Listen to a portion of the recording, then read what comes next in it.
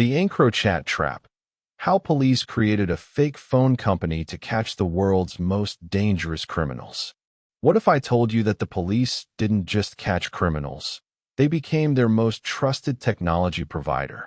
Imagine this. You're a drug lord moving millions in cocaine across Europe. You need secure communication. So you buy a specially designed, encrypted phone that promises absolute privacy. The company guarantees no one can read your messages. Not the police. Not intelligence agencies. Not even God himself. You pay $6,000 for this device. You trust it with your life. You send messages about murders, drug shipments, money laundering, and torture. Everything. But here's the twist that sounds like it came straight out of a Hollywood thriller. The police were reading every single word. Every single word. For months. And you had no idea. Welcome back to the channel. If you're new here, hit that subscribe button because today, we're diving into one of the most sophisticated, controversial, and absolutely mind-blowing law enforcement operations in modern history. This isn't just another crime story. This is a story about deception on a scale so massive, so carefully orchestrated, that it reads like a spy novel. Except it's real. And it happened just a few years ago. We're talking about Operation Venetic, Operation Emma Venetic, and Eternal in France, and Operation 26 Lamont in the Netherlands. But most people know it by one name, the EncroChat takedown. By the time you finish this video, you'll understand how European law enforcement agencies pulled off what might be the greatest technological sting operation in criminal justice history. You'll learn about the dark web of encrypted communications, the billion-dollar criminal economy that relied on these phones, and the shocking moment when thousands of criminals realized simultaneously that their entire operation had been compromised. But here's what makes this story truly fascinating: the ethical questions it raises. The legal battles are still raging in courts across Europe. This precedent sets for privacy, surveillance, and the future of encrypted communication. Because when the police can become your phone company, when they can read your private messages without you knowing, when they can distribute the very technology you trust to keep you safe, where exactly is the line between justice and invasion of privacy? Stay with me. This story has more twists than a European mountain road. Let's set the stage. To understand how revolutionary and devastating the EncroChat takedown was, you need to understand the world of criminal communication in the 2010s. For decades, organized crime had a problem, a really big problem. How do you coordinate international drug trafficking, money laundering, assassinations, and arms dealing when the police can tap your phone, read your emails, and monitor your internet activity? In the early 2000s, criminals used burner phones. You'd use a phone once or twice, then throw it away. But that was expensive, inconvenient, and increasingly ineffective as police got better at tracking patterns. Then came the smartphone revolution. WhatsApp, Telegram, Signal, end-to-end encryption became mainstream. Suddenly, even your grandmother was using encrypted messaging. But here's the thing. Criminals didn't trust mainstream apps. They knew that WhatsApp, despite its encryption, could potentially cooperate with law enforcement. They knew that metadata, who you're talking to, when, for how long, could still be collected. They knew that a government could compel these companies to build backdoors. So a new industry was born. An industry that operated in the shadows, that advertised on dark web forums, that promised something no mainstream tech company could offer: absolute, guaranteed, unbreakable anonymity. Companies started appearing with names like Phantom Secure, SkyECC, YNOM, and of course, EncroChat. These weren't your regular iPhones or Samsung Galaxies. These were specially modified devices, usually based on Google Pixel or other Android phones, but completely stripped down and rebuilt. Here's what made them special. First, they removed all the standard features. No GPS, no camera, no microphone, no regular calling or SMS. These phones did one thing and one thing only: secure messaging. Second, they installed custom operating systems. Not Android, not iOS. Proprietary software designed from the ground up with security in mind. Third, they implemented multiple layers of encryption, not just for the messages, but for the metadata, the phone's memory, everything. Fourth, and this is crucial, they operated their own infrastructure. Their own servers in countries with strict privacy laws. No connection to Google. No connection to Apple. Completely independent. But the real genius was in the business model. These phones cost between $3,000 and $6,000. Not as a one-time purchase, but as a subscription. You'd pay that amount every 6 months or every year. The companies didn't advertise on Google. They didn't have websites you could just stumble upon. They marketed through word of mouth in criminal circles, through referrals, through dark web forums. And they had customer service.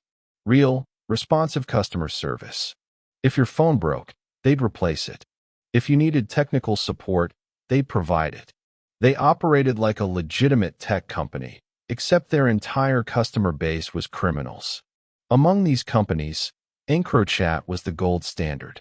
Founded around 2016, EncroChat quickly became the most trusted name in encrypted criminal communication. They claim to have about 60,000 users worldwide, with a heavy concentration in Europe, particularly in France, the Netherlands, and the UK. Their phones were everywhere in the criminal underworld. Drug cartels in Colombia, mafia families in Italy, organized crime groups in the Balkans, British gangs, Dutch trafficking organizations. They all used EncroChat. The company was allegedly based in the Netherlands, though its exact structure was murky. Like any smart criminal enterprise, they operated through layers of shell companies and offshore entities. EncroChat phones came with features that criminals loved. A wipe function that could remotely erase all data if the phone was about to be seized. You could trigger it remotely, or it would automatically activate if you didn't check in for a certain period. Self-destructing messages. You could set messages to delete after being read or after a certain time period. No connection to your real identity. You'd create a username, something like TigerBoss47 or Silent Night, and that's how everyone knew you. No phone numbers. No email addresses. Nothing is tied to your actual identity. And perhaps most importantly, EncroChat's reputation. In the criminal world, reputation is everything. EncroChat had never been compromised, never been hacked, never cooperated with the police. They were, by all accounts, bulletproof, or so everyone thought. To give you a sense of scale, let me paint a picture of what was happening on EncroChat every single day. Imagine a parallel communication network. While you and I are texting our friends about weekend plans, posting on Instagram, or video calling our families, there's this entire other network where people are casually discussing. Can you move 500 kilos of cocaine from Colombia to Rotterdam next week? I need 3 AK-47s and 2 handguns. Can you deliver to the usual spot? The target will be at the restaurant on Thursday night. Confirming the contract. We've got 2 million euros that needs to be cleaned. What's your rate? This wasn't small-time crime. This was industrial-scale criminality. Drug trafficking organizations used EncroChat to coordinate shipments worth tens of millions of dollars. They discuss routes, payment methods, storage locations, corrupt officials who could be bribed. Hitmen advertised their services and negotiated contracts. And yes, we're talking about actual murder for hire, with prices, terms, and conditions discussed as casually as you'd negotiate a freelance graphic design contract. Money launderers offered their services, moving dirty money through complex international schemes involving shell companies, casinos, cryptocurrency, and legitimate businesses. Arms dealers sold everything from handguns to military-grade weapons. Human traffickers coordinated operations. Corrupt officials arranged bribes and protection. This was a billion-dollar criminal economy, all flowing through a single communication platform. And the police? They knew about it. They knew EncroChat existed. They knew approximately how many users it had. They knew it was being used for serious crime. But they couldn't do anything about it. The encryption was too strong. The company was too careful. The users were too cautious. Or so it seemed. Somewhere around 2019, law enforcement agencies across Europe were facing a crisis. They were losing the war on organized crime. Badly. Drug seizures were up, but the organizations kept growing. They'd arrest street dealers, mid-level distributors, even occasional high-level targets. But the top of the pyramid remained untouchable. Why? Because they couldn't gather intelligence. They couldn't intercept communications. They were essentially fighting blind. Multiple agencies had tried to crack EncroChat's encryption. The French National Gendarmerie, Dutch police, the UK's National Crime Agency. They'd thrown their best cryptographers, their most advanced technology, their biggest budgets at the problem. Nothing worked. EncroChat's encryption was genuinely strong. This wasn't some amateur operation. They'd hired real talent. Their security was, by all technical assessments, extremely robust. So a different idea started to form. An idea so audacious, so complex, so legally questionable that it took months of high-level meetings to even approve. If we can't break the encryption, what if we don't break the encryption? What if we get inside the system itself? What if we become EncroChat? In early 2020, a joint investigation team was formed. This wasn't just one country or one agency. This was a massive international coalition. France's National Gendarmerie and their cyber unit, C3N, Dutch National Police and their serious organized crime teams, Britain's National Crime Agency, Europol, the EU's law enforcement agency, and eventually, agencies from Sweden, Norway, Germany, Spain, and other European nations would join. The mission was given various code names depending on the country. In France, Operation Emma Venetic.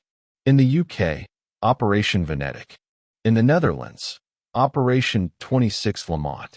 But they all had the same goal: infiltrate EncroChat.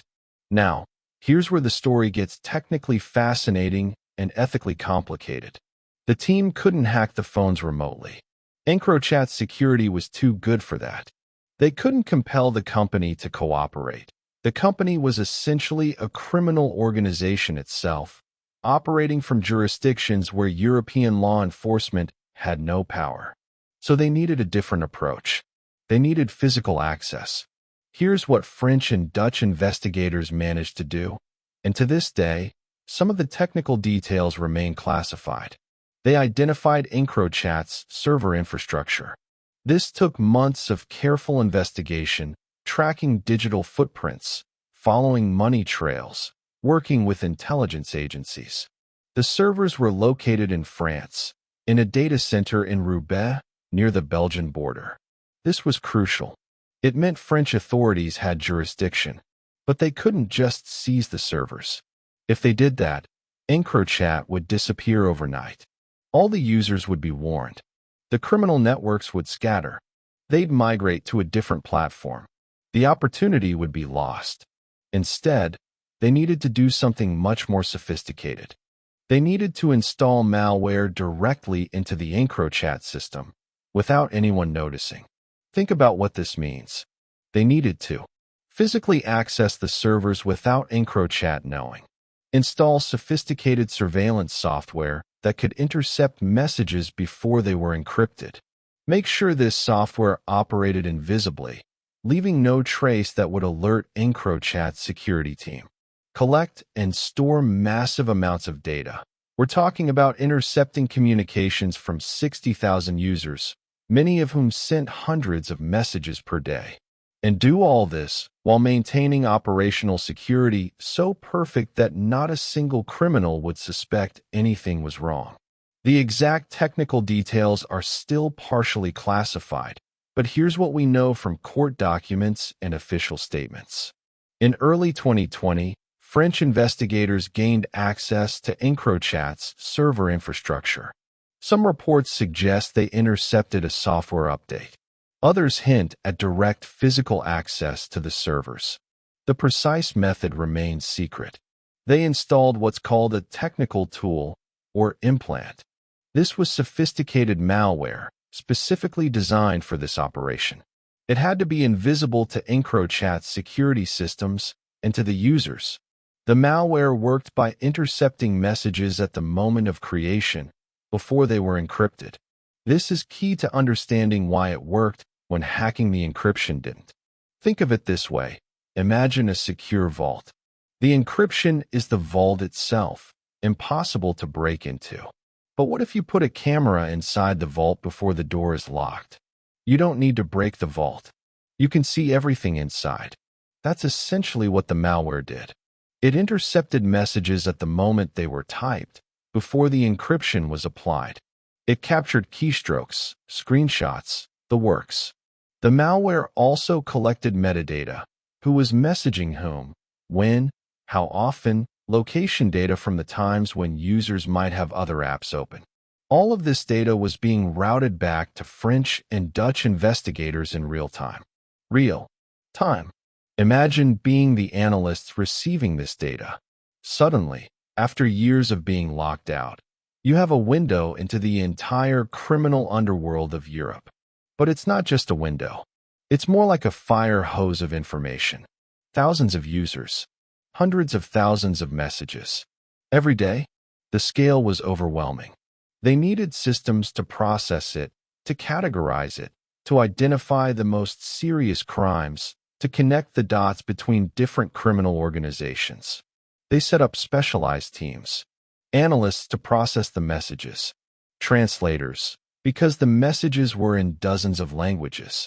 Subject matter experts on drug trafficking, money laundering, arms dealing, organized crime. Legal advisors, because this operation was in unprecedented legal territory.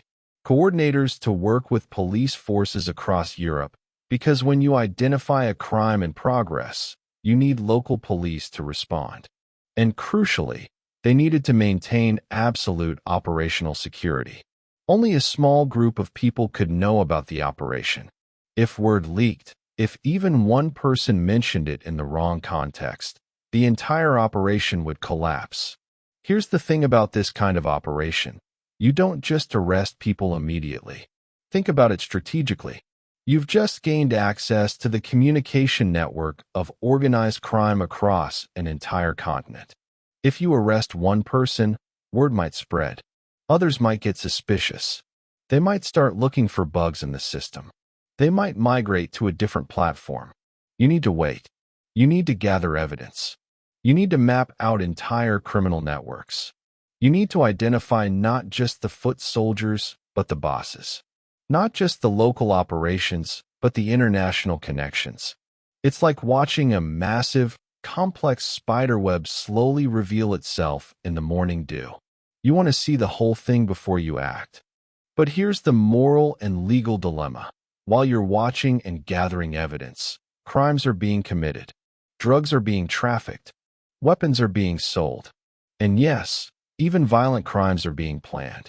Do you intervene to stop a specific crime, potentially compromising the entire operation? Or do you keep watching, knowing that stopping these criminals later will potentially save many more lives? This isn't a theoretical question. The investigators faced it every single day. There are documented cases where they intercepted messages about planned violence and had to make split-second decisions about whether to intervene. In some cases, they did warn local police or potential victims, but in ways that wouldn't compromise the operation. In other cases, they let it play out, documenting everything for eventual prosecution. The ethical weight of these decisions is staggering. The malware was installed around April 2020. This timing is important for reasons we'll get into later. April 2020. The world was in the early stages of the COVID-19 pandemic. Lockdowns were in effect across Europe. This actually worked in the investigators' favor in some ways. Less physical movement, made certain types of surveillance easier. For approximately 2 to 3 months, from April to June 2020, French and Dutch police were reading everything. Every drug deal, every murder conspiracy, every money laundering scheme, every conversation between criminal organizations. Think about the power of that position. The police essentially became omniscient in the criminal underworld. They watched as organizations planned crimes. They documented the hierarchies of criminal groups. They identified corrupt officials. They tracked money flows. They mapped international networks. It was the intelligence coup of the century. But they knew it couldn't last forever.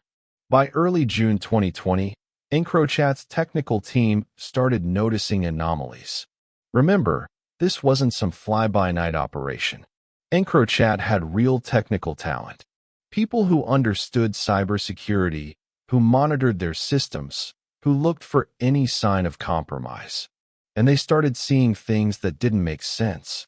Unusual patterns in network traffic, slight delays in message delivery, technical indicators that suggested something was accessing their systems in ways it shouldn't.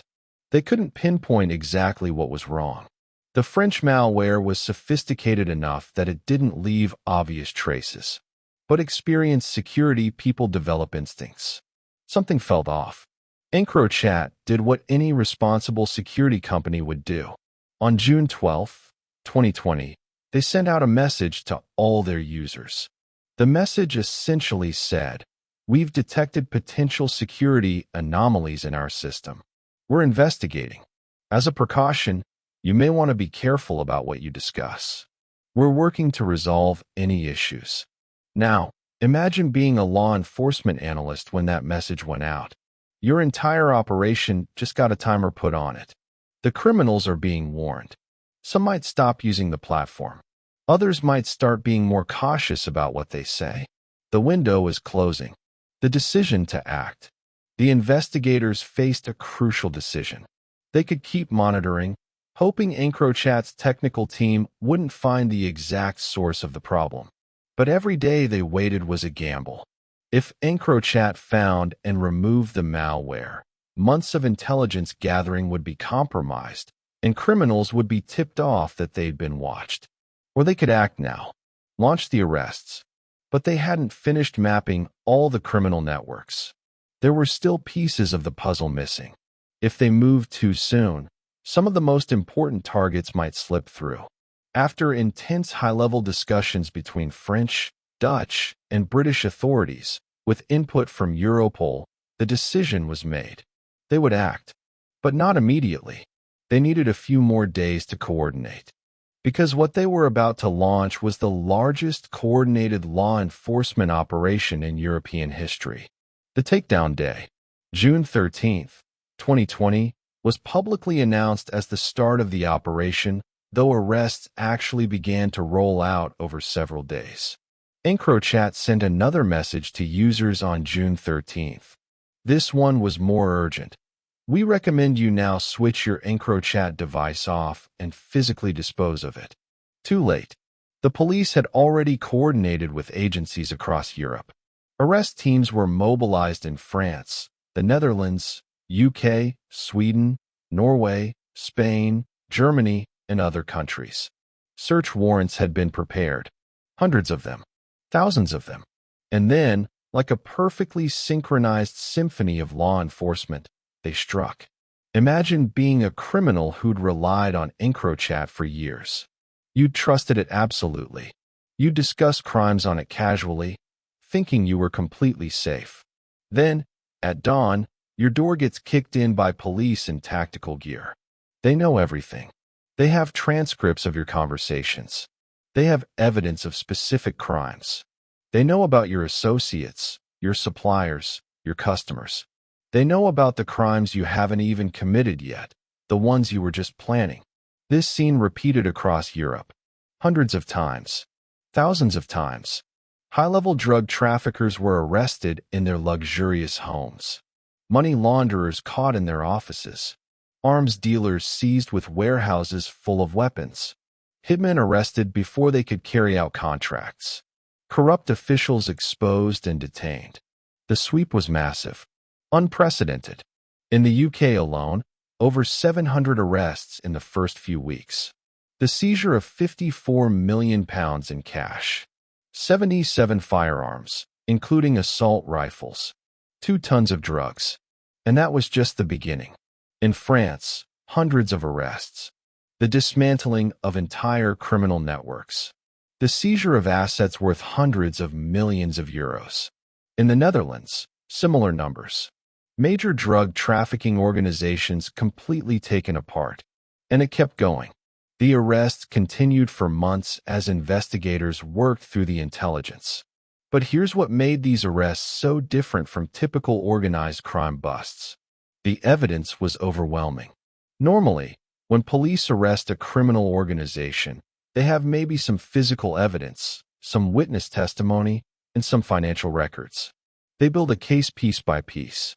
This time, they had the criminal's own words. In writing, discussing crimes in explicit detail. I need 500 kilos of cocaine moved from point A to point B. Payment of €2 million will be made through this specific money laundering scheme. Target X will be eliminated on this date using this method. Corrupt official Y will be paid this amount for this specific assistance. It was like reading a criminal organization's internal email. Because essentially, that's what it was. Defense lawyers were facing an impossible task.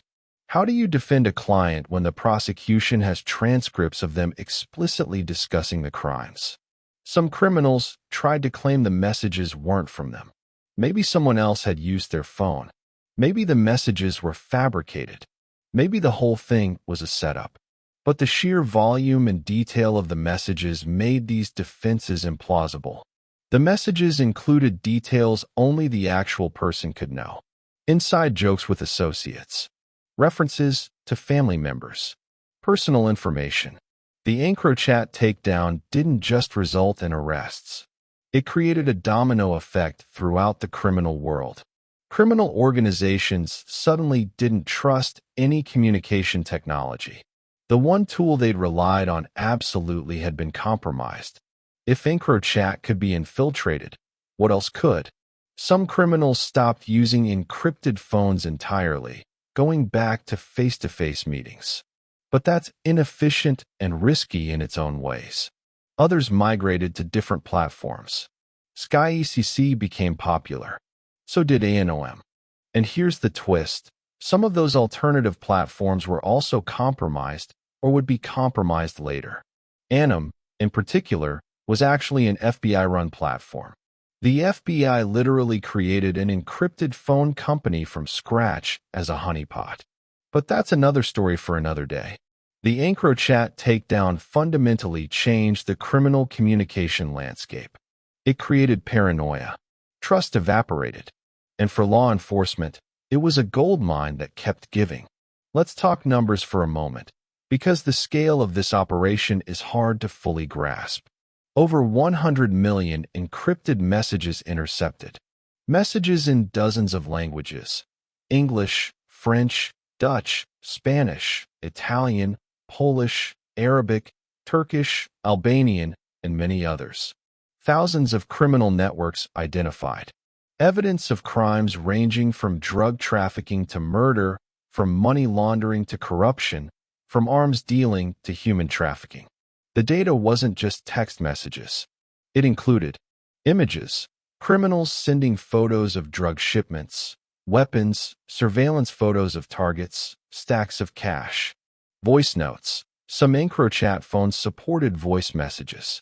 Location data, approximate locations when users accessed the system. Metadata, who was communicating with whom, how often, the patterns of communication. And perhaps most valuable, the network map. By analyzing who was talking to whom, investigators could map out entire criminal organizations. Not just individual criminals, but the structure of their networks. Boss communicating with the lieutenants. Lieutenants communicating with middle managers. Middle managers communicating with foot soldiers. Suppliers communicating with distributors. Distributors communicating with retailers. Money people communicating with operational people. It was like getting the organizational chart of crime. Let me give you some specific examples of what investigators discovered, based on publicly available court documents and media reports. The drug supermarket. One investigation in the UK uncovered what they called a drug supermarket, an organization that was essentially running drug trafficking like a modern logistics company. They had suppliers in South America are producing cocaine. Transportation specialists are moving it across the Atlantic. Distribution networks in Europe are breaking down large shipments into smaller quantities. Retail networks selling to end users. Security teams are protecting shipments and enforcing discipline. Money laundering teams are handling the profits. Corrupt officials in various countries are facilitating operations. The EncroChat messages showed all of this in meticulous detail. Messages discussing shipment schedules, prices, quality control, territorial disputes, and personnel problems. Everything. This organization was moving hundreds of kilos of cocaine per month, worth tens of millions of pounds. The EncroChat data allowed police to dismantle the entire operation from top to bottom. The hit list. In France, investigators uncovered discussions of multiple murder contracts. Hitmen are advertising their services. Prices are being negotiated, typically between 50,000 and 150,000 euros per contract, depending on the target and difficulty. Discussions of targets, methods, and timing. In several cases, police were able to intervene before the hits were carried out, warning potential victims or increasing protection. In other cases, they used the evidence to solve murders that had already occurred, finally connecting the dots between the victim, the person who ordered the hit, and the person who carried it out. One chilling message that's been publicly referenced involved a contract killer discussing a previous job. Had to do it 3 times before he stayed down. This wasn't hypothetical. These were real people discussing real murders with the casual tone you might use to discuss a plumbing job. The torture chamber. One of the most disturbing discoveries was in the Netherlands. Police found messages discussing the preparation of torture chambers. Criminals discussing how to soundproof shipping containers, what tools they'd need, how to dispose of bodies. Following the intelligence from EncroChat, Dutch police raided a warehouse and found shipping containers that had been converted into torture chambers. Handcuffs bolted to walls. A chair equipped with restraints. Soundproofing. Tools obviously meant for torture. Thankfully, they raided before anyone had been brought there. But the messages made clear what the intended use was. This wasn't theoretical. This was a torture chamber being prepared for actual use. And EncroChat messages led police directly to it before it could be used. The corrupt network. EncroChat messages also exposed corruption within official institutions. Messages showed criminals discussing payments to police officers, customs officials, port workers, and others in positions of authority. In some cases, the corruption was extensive. One port worker was essentially on the payroll of a drug trafficking organization, providing information about when and where security would be tight, helping to route shipments through less monitored channels. Several police officers were arrested based on EncroChat evidence showing they were providing information to criminals or actively assisting in criminal operations. A customs official was identified as regularly accepting bribes to allow shipments through without proper inspection. These weren't minor instances of corruption. These were people in positions of trust, fundamentally betraying their institutions for money. One of the most valuable aspects of the EncroChat data was its international scope. Criminals don't respect borders. A drug shipment might be produced in Colombia, shipped to Africa, then transferred to a vessel heading to Europe, offloaded in Rotterdam, transported through Belgium, distributed in France, and the money laundered through companies in multiple countries.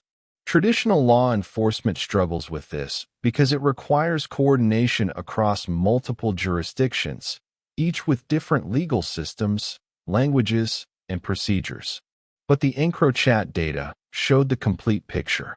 Investigators could see who the suppliers were in South America, who was handling transportation, which African ports were being used as transfer points, which shipping companies, often legitimate businesses being unwittingly used, were involved, which European ports were entry points, which transportation networks moved drugs inland, how the money flowed back.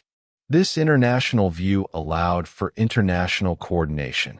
Europol became the clearinghouse for the data, distributing relevant intelligence to member countries. A message about a drug shipment arriving in Rotterdam would be shared with Dutch police. References to a UK distribution network would go to the National Crime Agency. Evidence of money laundering through Spanish companies would go to Spanish authorities. Here's an important point. The arrests in June 2020 were just the beginning. The intelligence gathered from EncroChat was so vast that it took months and years to fully process and act upon. As I'm recording this, prosecutions based on EncroChat evidence are still ongoing. New cases are still being developed. New arrests are still being made. Because once you dismantle a major criminal organization, you find threads leading to other organizations. You find evidence of crimes you didn't know about. You discover new suspects, new networks, new operations. It's like pulling on one thread of a sweater and watching the whole thing unravel. Investigators found evidence of crimes going back months or even years, as criminals had discussed past operations on EncroChat. They found evidence of ongoing operations that they could disrupt. They found evidence of planned future operations that they could prevent. The intelligence value extended far beyond the immediate arrests. Now we come to the part of the story that makes this more than just a successful police operation. We come to the controversy that continues to generate heated debate in legal circles, privacy advocacy groups, and even among the general public. Was the EncroChat operation legal? More importantly, was it ethical? And perhaps most importantly, what precedent does it set? Because here's the uncomfortable truth. Yes, EncroChat was used primarily by criminals. Yes, the crimes being discussed were serious. Yes, the arrests were justified.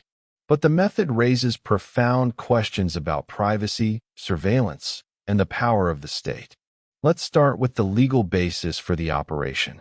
French authorities obtained judicial authorization for their operation. They went before French judges and argued that they needed to install surveillance equipment, the malware, on EncroChat servers to investigate serious crimes. The judges approved it. But here's where it gets complicated. The French warrant was issued under French law to target servers in France. But EncroChat had users across Europe and beyond.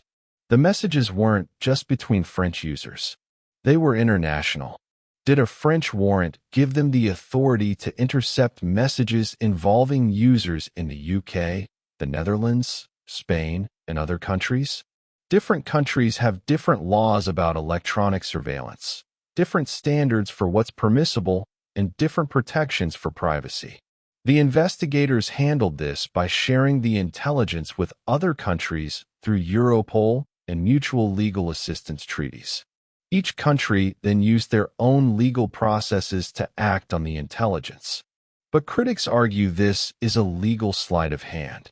The actual interception happened under French authority, but the evidence was used in countries that might have different, stricter standards for surveillance. The interception or equipment. In the UK, this led to a major legal battle that's still not fully resolved. Under British law, there are two relevant pieces of legislation. The Investigatory Powers Act, which governs the interception of communications. The Computer Misuse Act, which governs unauthorized access to computer systems. The question became, was what the French did an interception, or was it equipment interference? This might sound like a technical distinction, but it's crucial. If it was interception, recording communications as they travel, that's governed by very strict rules in the UK. Intercepted communications generally can't be used as evidence in court. They can be used for intelligence, but not as courtroom evidence. If it was equipment interference, installing malware on devices or systems, that has a different legal framework, and the evidence can potentially be used in court. The UK authorities argued it was equipment interference. They said the French installed malware that captured messages before they were sent, not while they were in transit. Therefore, it wasn't technically interception. Defense lawyers argued this was a distinction without a difference. The practical effect was the same. Communications were being monitored without the knowledge or consent of the people communicating. Multiple cases went to British courts, arguing the evidence should be inadmissible. Some courts agreed with the defense. Some agreed with the prosecution. The legal situation became messy. Appeals courts have been grappling with this issue. At various points, some EncroChat evidence was ruled admissible, some wasn't. The law is still being clarified through case-by-case determinations. The ethical dimensions. Beyond the strict legality, there are deeper ethical questions. The privacy argument. Privacy advocates point out that the EncroChat operation involved the mass surveillance of thousands of people. Yes, many of them were criminals. But not all EncroChat users were criminals. Some people might have used it for legitimate privacy reasons. Journalists protecting sources. Political activists in repressive countries. Business people protecting trade secrets. Should all of these people have had their communications monitored because criminals also use the service? And even for the criminals, doesn't everyone have a right to privacy, even people accused of crimes? Don't we as a society believe that there should be limits on what the government can monitor? The counterargument is that EncroChat was designed for criminals and marketed to criminals. It existed primarily to facilitate crime. Using it wasn't like using WhatsApp, which is used by billions for legitimate purposes with a small minority using it for crime. EncroChat's entire business model was predicated on helping criminals evade law enforcement. The proportionality argument. Another ethical consideration is proportionality. Was the intrusion proportionate to the crimes being investigated? Given that EncroChat was being used to coordinate murders, large-scale drug trafficking, and other serious crimes, many argue yes, the intrusion was proportionate. But critics point out that proportionality should be assessed on a case-by-case basis, not wholesale. Should someone who used EncroChat to coordinate a relatively minor drug deal be subject to the same level of surveillance as someone planning a murder? The precedent argument. Perhaps the most concerning aspect for civil liberties advocates is the precedent this sets. If police can infiltrate EncroChat, what's to stop them from infiltrating other encrypted communication platforms? Could they infiltrate WhatsApp, Signal, Telegram? Could they compel these companies to install backdoors or install them covertly? Without the company's knowledge? Where's the line? Today it's a platform used primarily by criminals. Tomorrow, could it be a platform used by political dissidents, journalists, activists, or just regular people who value their privacy? The technology and techniques used in the EncroChat operation could theoretically be used against any encrypted communication system. That's a powerful capability. In the hands of a democratic government bound by the rule of law, maybe that's acceptable for serious crimes. But what about in authoritarian regimes? What about future governments that might be less respectful of civil liberties? Adding to the complexity is the fact that different countries have handled the EncroChat evidence differently. In France, the evidence has generally been accepted by courts. The operation was conducted under French authority, and French courts have been comfortable with its legality. In the Netherlands, similar acceptance, though with some legal challenges. In the UK, as mentioned, it's been more contentious. Different courts have reached different conclusions. In Sweden, some defendants successfully challenged the evidence, arguing that the method of collection violated Swedish law or European human rights conventions. This creates a strange situation where the same evidence is admissible in one country, but not in another, even though the crimes and criminals are often linked across borders. Several cases are likely headed to the European Court of Human Rights, ECHR. The ECHR has jurisdiction over human rights issues for countries that are signatories to the European Convention on Human Rights, which includes EU countries and others. Article 8 of the Convention protects the right to privacy. It states that everyone has the right to respect for their private and family life, their home, and their correspondence. However, it also states that public authorities can interfere with this right if it's in accordance with the law, necessary in a democratic society, for purposes including preventing crime, protecting public safety, etc.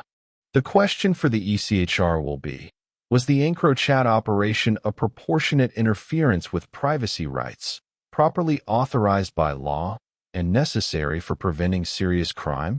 Or was it an overreach that violated fundamental rights?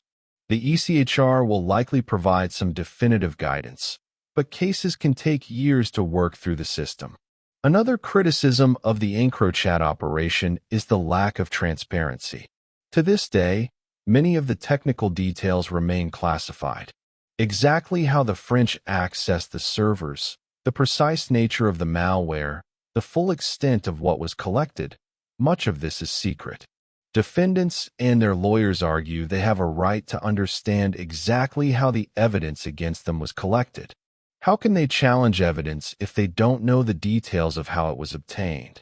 Prosecutors argue that revealing these details would compromise ongoing investigations and reveal capabilities that law enforcement needs to keep secret to be effective against future criminals. This is a classic tension in criminal justice. The defendant's right to a fair trial and to challenge evidence versus the state's need to protect investigative techniques and sources. Courts have tried to balance this by providing some information to defense lawyers under protective orders, preventing them from publicly disclosing it, while still allowing them to challenge the evidence. But is this sufficient? Critics say no. Without full transparency, how can we have confidence that the operation was conducted properly?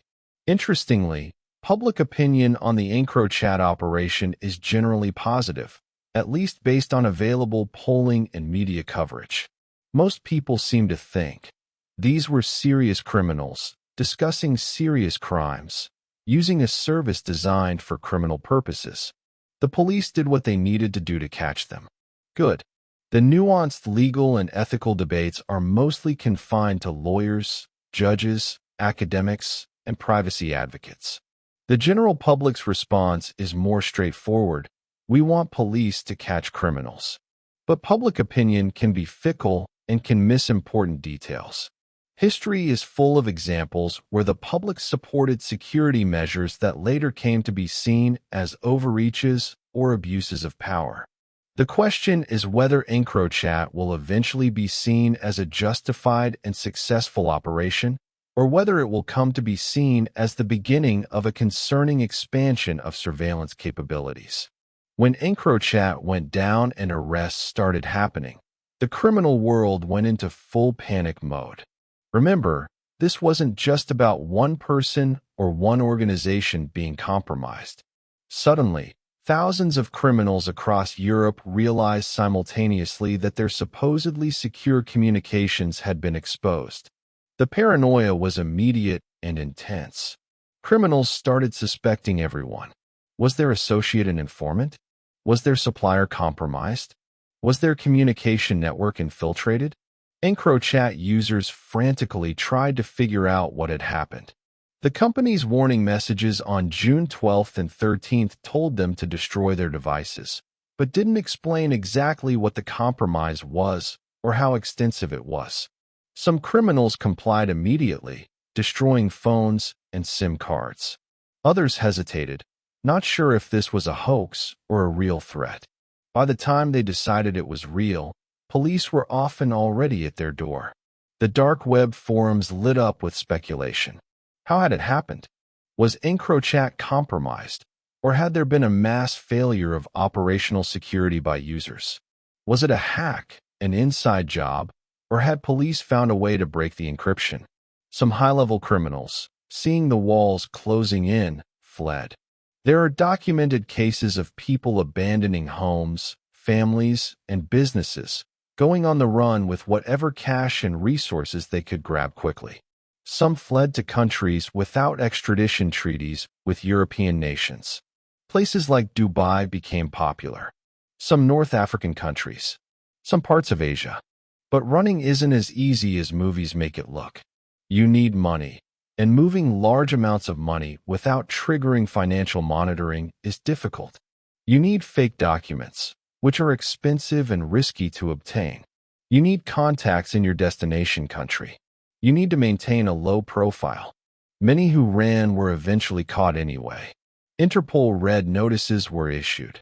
International cooperation led to arrests even in countries that don't normally cooperate extensively with European law enforcement.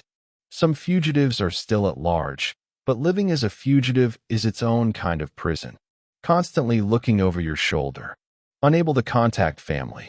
Unable to access your assets. Living in fear that any day could be the day you're caught. For criminals who weren't arrested and weren't running, the priority became finding a new communication method. Some organizations went back to face-to-face meetings exclusively. This is secure but inefficient. Modern criminal organizations operate across countries and continents. You can't run a major drug trafficking operation with only in-person communication. Others tried regular encrypted apps like Signal or WhatsApp, despite their previous distrust.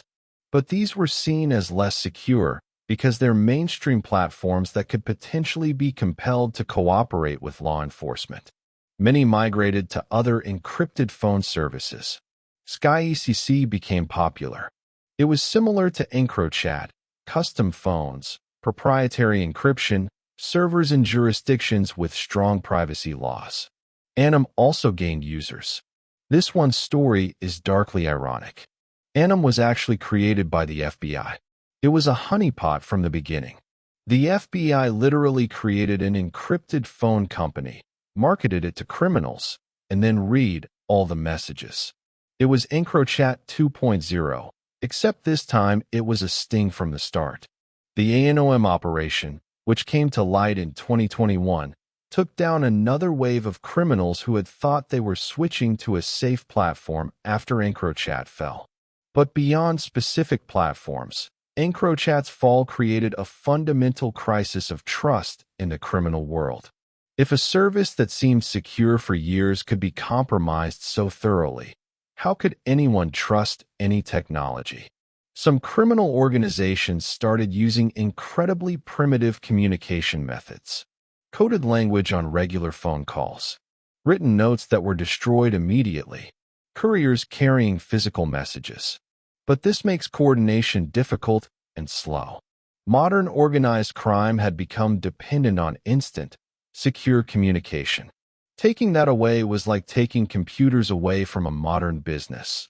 Technically, you can still operate, but inefficiently. The sophistication of criminal operations took a hit. Organizations became more fragmented. Coordination between groups became more difficult. The barrier to entry for large-scale operations increased. This was, from law enforcement's perspective, a massive win that extended beyond just the arrests. They disrupted the entire ecosystem of organized crime communication. The EncroChat takedown forced criminals to get much more serious about operational security. Before EncroChat, many criminals had gotten complacent. They trusted the platform so completely that they spoke freely about crimes, used relatively identifiable usernames, and sometimes even discussed personal information that could tie their EncroChat identity to their real identity. After EncroChat, the survivors became much more paranoid and sophisticated. New rules emerged in criminal organizations. Never discuss specific details on any electronic platform, no matter how secure it claims to be. use vague language and codes even on encrypted services, compartmentalize information. No single person should know all the details of an operation. This limits damage if one person is arrested or if communications are compromised. Use multiple communication methods. Don't rely on any single platform. Switch platforms regularly. Assume all electronic communication is compromised and act accordingly. Only discuss truly sensitive matters in person, in locations known to be secure from surveillance. These measures make law enforcement's job harder, but they also make criminal operations harder to coordinate. It's a constant arms race. In the aftermath of EncroChat, some criminal organizations conducted internal purges. If your organization was compromised, someone might be an informant, or someone might have been careless with their EncroChat device, allowing police to link it to their identity. In the paranoid atmosphere post-EncroChat, accusations flew. Some people were expelled from organizations. Some faced violence. There are documented cases of criminals being tortured or killed by their own organizations based on suspicions that they'd somehow been responsible for the EncroChat compromise. This was an additional, darker consequence of the operation. The police action didn't just lead to arrests. It triggered internal violence within criminal organizations as they turned on each other. The financial impact on organized crime was enormous. Billions in assets seized. Criminal organizations lost warehouses full of drugs, cash reserves, vehicles, properties, business fronts. But beyond the direct seizures, the disruption to operations was costly. Drug shipments that had been in transit when the arrests happened were abandoned or seized. The organizations lost not just the drugs but the investment in producing and transporting them. Deals that were in progress fell apart. Suppliers and distributors stopped trusting each other. The paranoia and communication difficulties slowed down new operations. Some organizations effectively went bankrupt. Without their leaders, without their infrastructure, without their communication networks, they couldn't operate. Others adapted and survived, but in weakened form. From an economic perspective, law enforcement had struck at both the supply and demand sides of the criminal economy. They'd removed suppliers from the market through arrests. They'd seized supply, drugs, weapons, cash. And they'd increased the cost and difficulty of doing business by disrupting communication and creating paranoia. One fascinating aspect of the post-EncroChat world is the generational shift it's causing in organized crime. The criminals who were caught were often mid-career criminals, people in their 30s, 40s, and 50s, people who had risen to positions of power in organizations, people with experience and connections. Their removal created vacuums in criminal hierarchies. In some cases, older criminals who had been semi-retired came back to try to fill the gaps. These people remembered the pre-smartphone era, when criminal communication was more primitive but also harder for police to intercept. In other cases, younger criminals rose to power faster than they normally would. But these younger criminals often lacked the experience and connections of their predecessors. The overall effect was a disruption not just of specific operations, but of the institutional knowledge and networks that had made organized crime efficient. It's similar to what happens when a legitimate business loses its entire leadership team suddenly. There's chaos, uncertainty, and a period of decreased effectiveness until new leadership establishes itself. The EncroChat operation has become a central case study in the broader debate about encryption and its role in modern society. On one side of this debate, you have law enforcement and security agencies arguing that strong encryption, while valuable for privacy and security, also enables criminals and terrorists to operate beyond the reach of legitimate investigation. They argue that there should be ways for authorities, with proper legal authorization, to access encrypted communications when investigating serious crimes. The EncroChat case is their prime example. Look, They say at the serious crimes being coordinated on this platform. Look at the murders prevented, the drugs seized, the criminal organizations dismantled.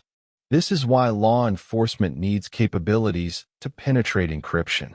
On the other side, you have privacy advocates, civil liberties groups, and many in the tech industry arguing that encryption is essential for security and privacy in the digital age. They point out that any backdoor created for law enforcement can be exploited by hackers, authoritarian governments, and malicious actors. Encryption either works for everyone or it doesn't work at all. You can't create a backdoor that only the good guys can use. They argue that criminals are a small minority of encryption users. The vast majority are ordinary people protecting their private communications, businesses protecting trade secrets, journalists protecting sources, activists in repressive regimes protecting themselves. Weakening encryption to catch criminals would harm all these legitimate users. The EncroChat case is interesting because the police didn't break the encryption. They worked around it by installing malware at the source.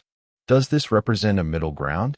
A way for law enforcement to investigate serious crimes without fundamentally weakening encryption for everyone?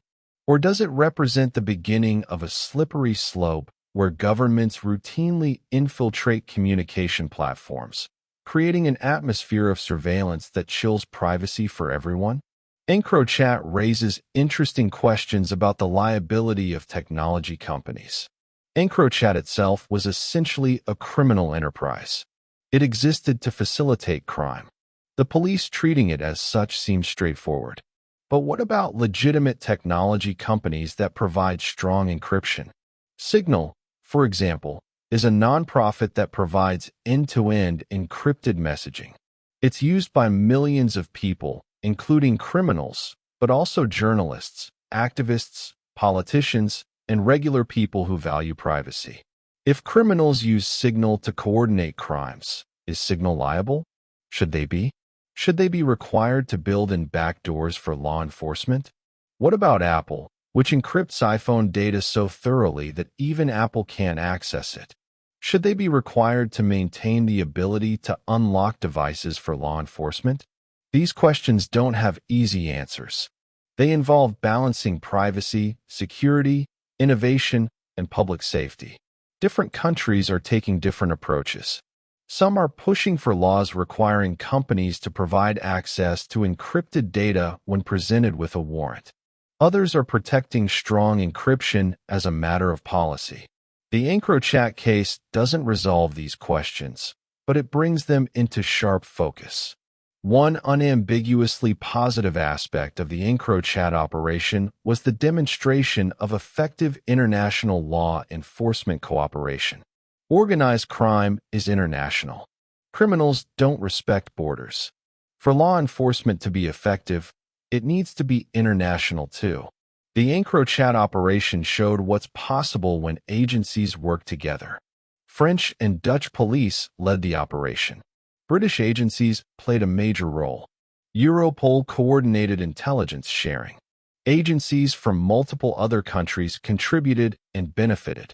Information flowed across borders. Arrests were coordinated.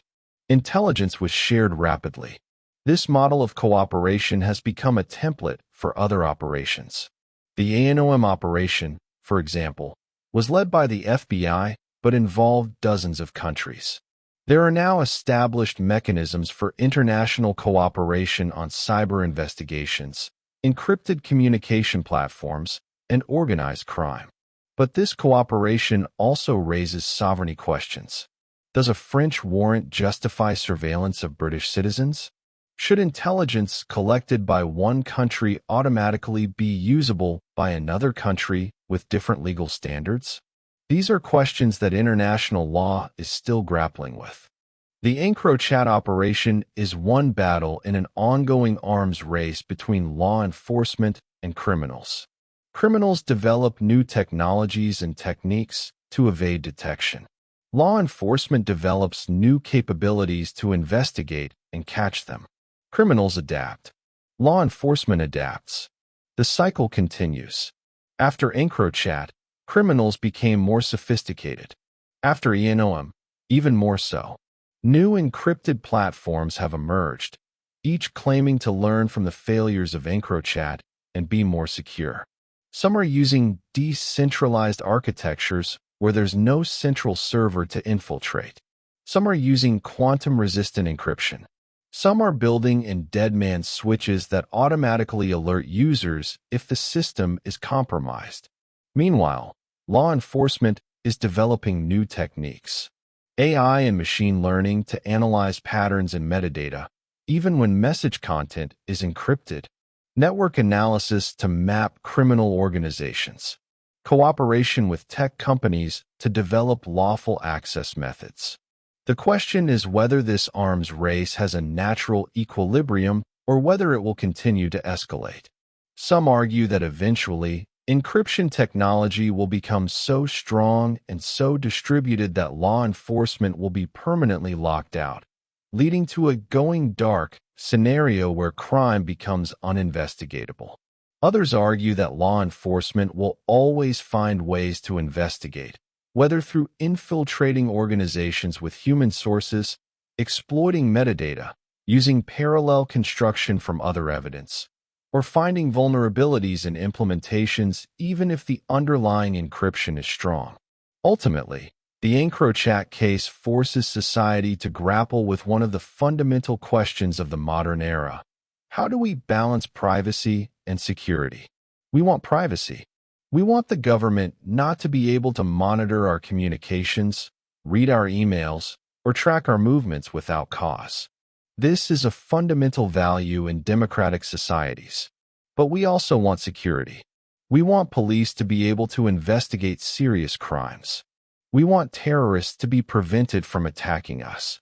We want drug traffickers and murderers caught and prosecuted. These values can conflict. Strong privacy protections can make security harder. Strong security measures can infringe on privacy. The EncroChat case sits right at this intersection. The operation unquestionably enhanced security. Serious criminals were caught, and violent crimes were prevented. But it also involved a form of mass surveillance that, in other contexts, would be considered deeply problematic. Different societies will answer this question differently, based on their values, their history, and their legal traditions. Some will lean more toward privacy, accepting that some criminals will escape justice as the price of protecting everyone's civil liberties. Others will lean more toward security, accepting greater surveillance as necessary to keep people safe. Finding the right balance is one of the defining challenges of our time. Looking forward, the EncroChat operation will likely be seen as a watershed moment in the history of encrypted communication. Before EncroChat, criminals had perhaps overinflated confidence in encrypted communication platforms. The assumption was that if you used a platform with strong encryption, you were safe.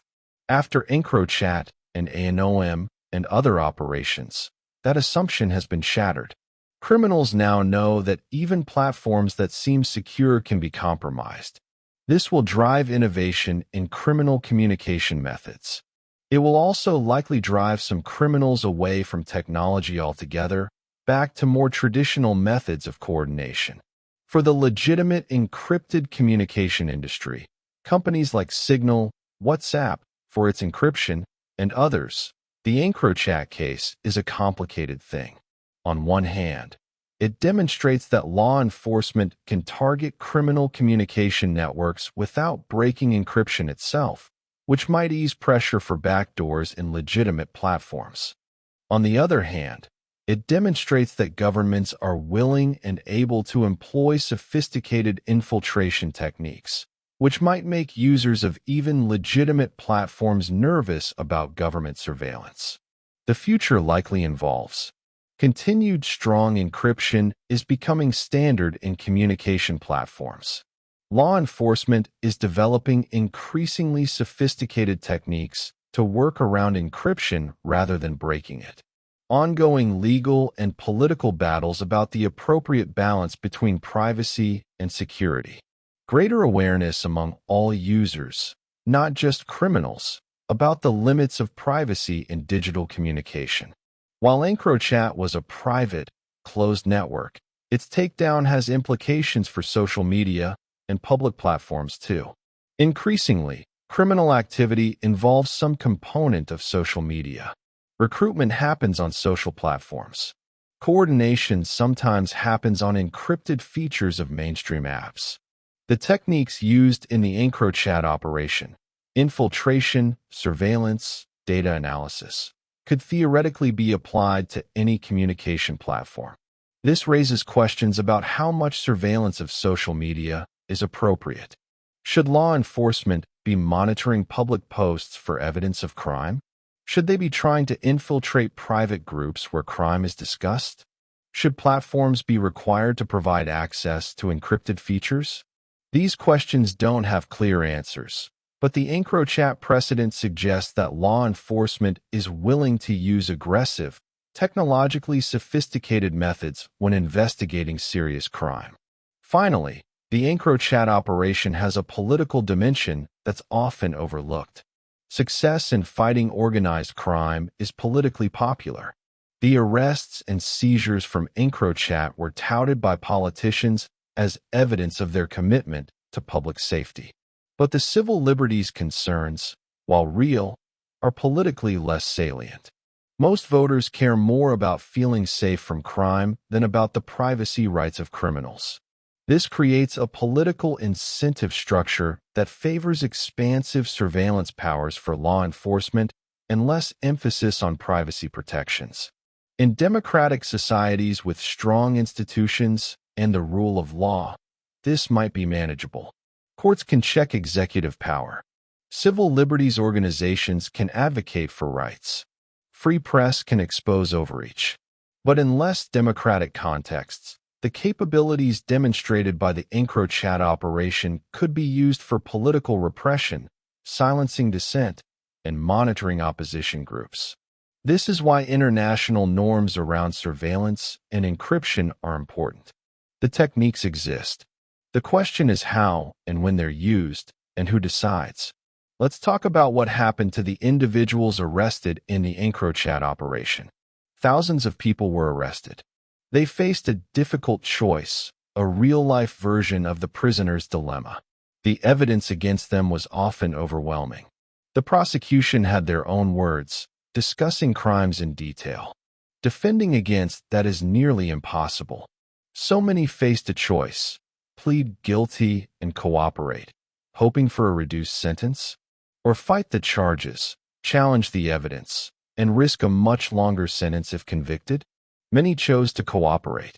They provided information about their organizations, their suppliers, and their distributors.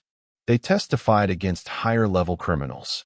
This cooperation led to additional arrests and cases.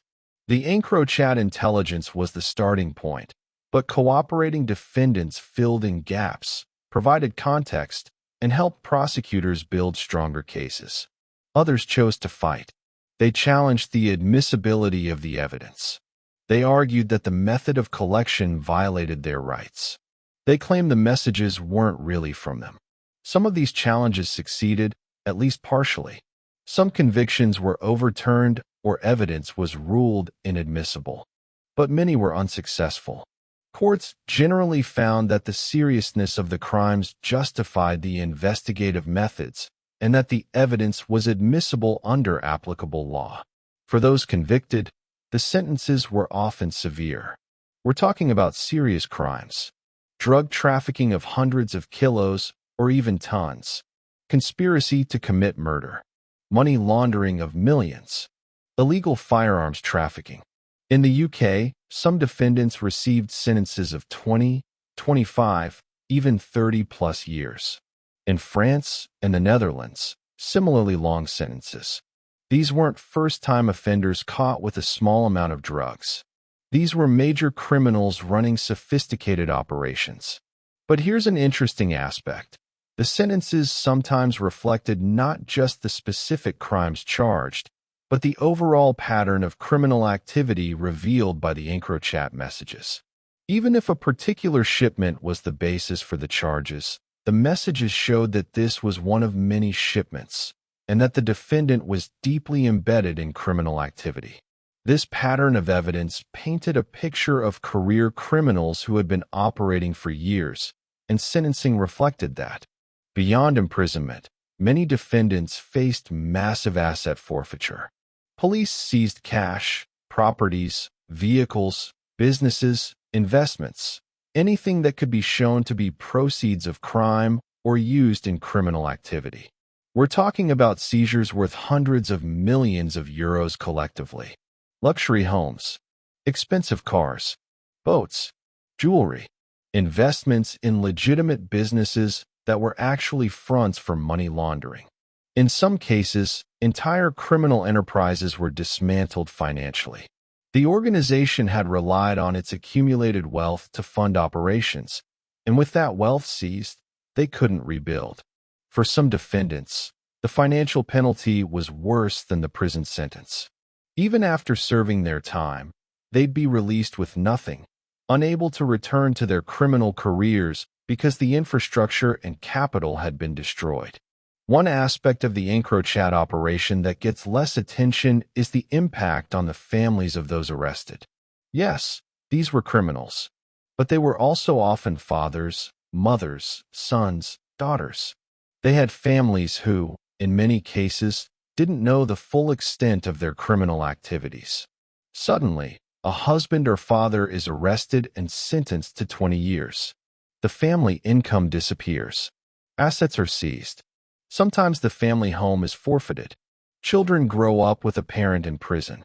Spouses have to rebuild their lives. In some cases, family members were complicit or at least aware.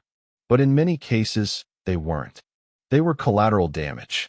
This isn't to excuse the crimes or argue against prosecution, but it's a reminder that crime has ripples beyond just the criminal and the direct victims. For those who cooperated with authorities, providing testimony against their former criminal associates, there was often a need for witness protection. Testifying against a drug cartel or a violent criminal organization is dangerous. Really dangerous. European countries have witness protection programs, but they're not as extensive or well-funded as, say, the U.S. federal system. Some cooperating witnesses were provided with new identities, relocation assistance, and ongoing security. Others received less comprehensive protection. There have been reports of cooperating witnesses being threatened or attacked, even while under protection. The criminal organizations had long memories and substantial resources to exact revenge. This created a chilling effect. Some people who might have been willing to cooperate decided against it because they didn't trust that protection would be adequate. For the thousands now serving long sentences, the reality of life in prison is harsh. European prisons are generally considered more humane than American prisons, with more focus on rehabilitation. But they're still prisons. Long sentences mean missing years or decades of life, missing children growing up, missing family events, aging in a cell. Some inmates have used their time to genuinely rehabilitate. Educational programs, vocational training, therapy. Others have maintained their criminal connections. Prison is, paradoxically, a networking opportunity for criminals. Former rivals become allies. Connections are made that will be useful after release. Some have challenged their convictions, working with lawyers on appeals. As mentioned earlier, some of these appeals have been successful, though most have not. The prison population swelled in countries across Europe due to the EncroChat arrests. This created capacity issues, budget pressures, and challenges for prison management. The release and reintegration challenge. Looking forward, as some of these prisoners eventually complete their sentences and are released, there will be reintegration challenges. Someone who goes to prison for 20 years for drug trafficking comes out into a completely different world. Technology has advanced. Society has changed. Their criminal contacts might be in prison or have moved on. Traditional challenges of prisoner reintegration, finding employment, housing, reconnecting with family, are amplified when the crime was serious and the sentence was long. Some will genuinely try to go straight to build a legitimate life. Rehabilitation programs will help some succeed. Others will return to crime. It's what they know. It's where their skills and connections are. The cycle continues. Throughout this discussion of what happened to the criminals, we shouldn't forget the victims. The drug trafficking facilitated through EncroChat led to addiction, destroyed lives, and contributed to violence in communities where drugs were sold. The violence coordinated through EncroChat resulted in actual victims. People murdered, people tortured, people terrorized. The money laundering supported entire criminal economies. For the victims and their families, the EncroChat operation represented justice. The people who had harmed them, directly or indirectly, were being held accountable. Some victims participated in trials, giving impact statements, testifying about how the crimes affected them. For them, the long sentences weren't excessive. They were appropriate punishment for serious harm. This perspective is important. In discussions about privacy and civil liberties, we can't forget that serious crimes have real victims who deserve justice. Even years after the initial takedown, investigations based on EncroChat data continue. Some cases were more complex and took longer to build. Some defendants were initially of lower priority and were arrested in later waves. Some investigations uncovered crimes that hadn't been known about before, historical cases where the perpetrators thought they'd gotten away with it. Cold cases were solved. Murders from years prior were suddenly solvable because the EncroChat messages contained admissions or discussions about them.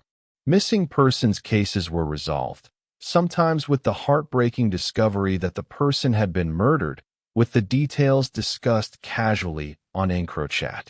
Corruption investigations were launched based on EncroChat evidence of payoffs to officials.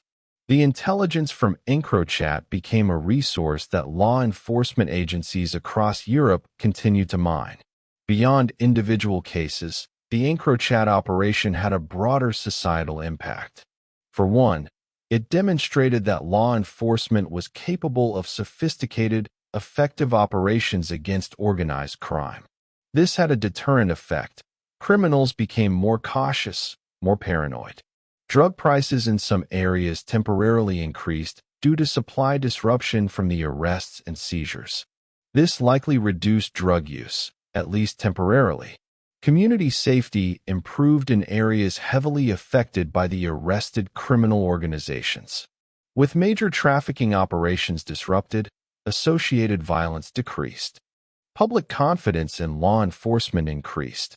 People saw that the authorities were effectively combating serious crime.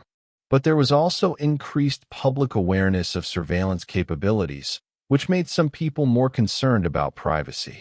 The overall effect was a shift in the landscape of crime and law enforcement in Europe. To really understand what made the EncroChat operation so significant, we need to understand the technical details of how EncroChat worked and how it was compromised. EncroChat phones were typically modified Google Pixel devices or similar Android phones. But calling them Android phones is misleading because almost everything about the standard Android experience was stripped away. The modifications included hardware level. The cameras were removed or disabled. The microphone was disabled. The GPS chip was disabled. The standard cellular calling and SMS functions were disabled. The phone could only connect to data networks. Software level. The standard Android OS was replaced with a custom, hardened operating system. This OS had only the essential functions needed for secure messaging. No app store. No ability to install additional apps. Just the messaging function. Encryption. EncroChat used multiple layers of encryption. The exact specifications were proprietary and not publicly disclosed, but it was believed to be strong encryption, possibly including end-to-end encryption of messages using algorithms like AES 256, additional encryption of the device's memory, secure deletion functions that would overwrite data multiple times to prevent recovery. Network infrastructure. EncroChat operated its own server infrastructure, independent of any major tech company. The servers were located in France, which ultimately became important. Communication was routed through these servers, but the servers couldn't read the content due to end-to-end encryption, or so the design intended. Security features. The ability to remotely wipe the device if it was about to be seized. Self-destructing messages. No metadata stored, theoretically. No connection to regular phone numbers or email addresses. Screen capture disabled. Duress passwords that would appear to log in but actually wipe the device. This was a seriously hardened communication system, designed by people who understood security. So with all this security, how were the French police able to compromise the system? The key vulnerability wasn't in the encryption itself. The encryption was strong, and there's no evidence that it was mathematically broken. The vulnerability was in the implementation and the infrastructure. Specifically, the weak point was the server infrastructure and the software update mechanism. Here's what we believe happened, based on court documents and expert analysis, remembering that some details remain classified. EncroChat, like any software system, periodically pushed updates to its devices. Security patches, feature updates, etc. These updates were digitally signed by EncroChat to prevent tampering. The devices would only accept updates that had valid EncroChat signatures. But the French police, having gained access to the server infrastructure, were able to push out a malicious update that appeared legitimate to the devices. How did they sign the update with EncroChat's keys? This is one of the mysteries. Possibilities include: they seized the actual cryptographic keys from the servers. They reverse-engineered the signing process. They exploited a vulnerability in how signature verification was implemented. The exact method remains classified, likely to protect the technique for potential future use. The malicious update installed what's essentially a sophisticated keylogger and screen capture tool. This malware operated at a level in the system that was below the encryption layer. Think of it this way. When you type a message on your phone, there's a moment before it's encrypted where it exists as plain text. The malware captured messages at this moment. It also took periodic screenshots, capturing whatever was on the screen. It collected metadata about communications, who was messaging whom, when, how often. All of this data was then exfiltrated back to the police. The malware had to do this covertly, making the data traffic look like normal EncroChat traffic so as not to alert the company's security monitoring. The sophistication here is impressive. The malware had to operate invisibly, not affecting device performance noticeably. Avoid detection by EncroChat's security measures. Collect useful data without overwhelming the data connection. Exfiltrate data securely back to police servers. Continue operating even as users moved around, potentially changing networks. This wasn't some script kiddie malware. This was nation-state level sophistication. EncroChat did eventually notice anomalies, but it took time. Why? First, the malware was well designed to avoid detection. It didn't create obvious signs like battery drain, overheating, or sluggish performance. Second, EncroChat's security monitoring was focused on external threats, hackers trying to break in, denial of service attacks, etc. They weren't as prepared for a threat that came through their own infrastructure. Third, the indicators were subtle. Network traffic patterns that were slightly off. Occasional glitches that could be explained by other causes. By the time EncroChat's security team realized something was seriously wrong, it was too late. The police had already collected months of data. On the police side, managing the data collection was a massive undertaking. They were collecting data from 60,000 devices. Each device generated multiple messages per day, plus metadata, plus screenshot captures. This is an enormous amount of data. Terabytes, probably petabytes over the course of the operation. They needed secure servers to receive and store the data, databases to organize it, search and analysis tools to make sense of it, security to prevent leaks or unauthorized access, redundancy and backups to prevent data loss. And they needed to do all this while maintaining operational security. The infrastructure had to be secret, compartmentalized, and secure. This required significant resources and expertise. It's not something a single police department could manage. It required national-level resources and international cooperation. The technical details have become crucial in legal challenges to the evidence. Defense lawyers have argued that the exact technical method matters for determining whether evidence is admissible. If the police installed malware that captured messages before encryption, is that interception of communications, which has strict legal rules, or is it equipment interference, which has different rules? If the malware also captured messages after they were received and decrypted, does that change the legal analysis? If the malware collected data beyond just message content, like screenshots of other apps if a user briefly switched apps, does that exceed the scope of what should be permitted? Courts have grappled with these questions. The answers vary by jurisdiction and sometimes by individual judges' interpretation. The technical complexity makes the legal analysis challenging.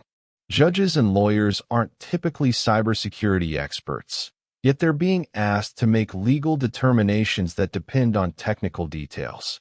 Given what we now know about how EncroChat was compromised, could a similar operation happen again with other encrypted platforms? The answer is, it depends on the platform.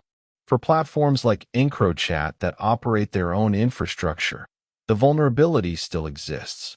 If police can gain access to the servers and the update mechanism, they can potentially deploy malware. For platforms that use decentralized architectures with no central servers, this specific attack wouldn't work. But those platforms have other potential vulnerabilities. For mainstream platforms like Signal or WhatsApp, the situation is different. They have much larger user bases, making mass surveillance more logistically challenging. More robust security operations with larger teams looking for anomalies. Public scrutiny. Security researchers actively analyze these platforms. Different legal constraints, as they're legitimate companies subject to regulation. But could a motivated, well-resourced government agency compromise them if they wanted to? Probably, given enough time and resources. No system is perfectly secure. The EncroChat operation showed that when serious resources are dedicated to compromising a platform, it can be done. This is why the encryption debate is so important. Relying on any single platform or technology for absolute security is risky. The technical lessons from EncroChat are driving innovation in secure communication. New platforms are using fully open-source code that can be audited by security researchers, implementing zero-knowledge architectures where even the service provider can't access user data, using decentralized structures where there's no single point of failure, implementing hardware security modules to protect cryptographic keys, using multiple layers of encryption and authentication, building in mechanisms to detect if the system has been compromised. But there's always a trade-off between security and usability. The more secure a system, often the more difficult it is to use. And systems that are too difficult to use don't get adopted. The EncroChat phones were actually pretty user-friendly for an encrypted platform. That was part of their success. But that user-friendliness required centralized infrastructure, which created the vulnerability. Designing systems that are both highly secure and highly usable remains an ongoing challenge. How other countries watched and learned. While the EncroChat operation was primarily European, law enforcement agencies around the world watched carefully and learned lessons. United States. The FBI and DEA were particularly interested. They'd been dealing with similar encrypted communication platforms used by drug cartels and organized crime. The EncroChat operation provided a model for how to approach these platforms. This informed their development of operations like ANOM, Operation Trojan Shield, where they created their own encrypted phone company from scratch. Australia. Australian police had been frustrated by encrypted communications used by organized crime groups, particularly outlaw motorcycle gangs. They participated in the ANOM operation, which was partly inspired by lessons from EncroChat. Canada. Canadian authorities dealt with similar issues with organized crime, particularly in drug trafficking. They began exploring similar approaches to penetrate encrypted networks. Latin America. Countries like Colombia, Mexico, and Brazil, which struggle with powerful drug cartels, looked at EncroChat as a potential model for combating cartels' sophisticated communication networks. However, these countries often lack the technical resources and international cooperation frameworks that made EncroChat possible. Asia. Countries like Japan, South Korea, and Singapore studied the operation from both the law enforcement and the privacy perspectives, trying to determine how similar operations would fit within their legal frameworks. China took particular interest in the EncroChat operation, but from a different angle. The Chinese government already exercises extensive surveillance over communications within China. They don't face the same legal and ethical constraints as European democracies. Their interest in EncroChat was more about the technical capabilities demonstrated, how to infiltrate encrypted systems that might be used by dissidents, activists, or others the government wants to monitor. China has been accused of using similar techniques against platforms like WhatsApp and Signal within its borders, though the details are less publicly known due to the lack of transparency in Chinese law enforcement. The concern among human rights advocates is that the capabilities demonstrated in EncroChat could be replicated by authoritarian regimes for political repression rather than legitimate law enforcement. Russia's approach to encrypted communication is different from both Western democracies and China. Russian law enforcement and intelligence services have traditionally relied more on human intelligence, informants, undercover agents, and intimidation than on technical surveillance. However, Russia has also demanded that communication platforms operating in Russia provide access to authorities. Telegram, for example, faced pressure to provide backdoor access to Russian security services. The EncroChat operation demonstrated an alternative approach, infiltrating the platform rather than compelling cooperation, which Russian agencies took note of. In the Middle East, encrypted communication is used by terrorist organizations like ISIS have used various encrypted platforms for coordination. Political dissidents in authoritarian countries. Criminal organizations are involved in weapons trafficking and other crimes. Regular citizens are seeking privacy in societies with extensive surveillance. Countries in this region watch the EncroChat operation with mixed feelings. On one hand, governments wanted capabilities to combat terrorism and crime. On the other hand, they were concerned about the implications for monitoring political dissidents. Israel, with its advanced cyber capabilities, likely studied the operation for insights into compromising encrypted communications used by groups like Hamas or Hezbollah.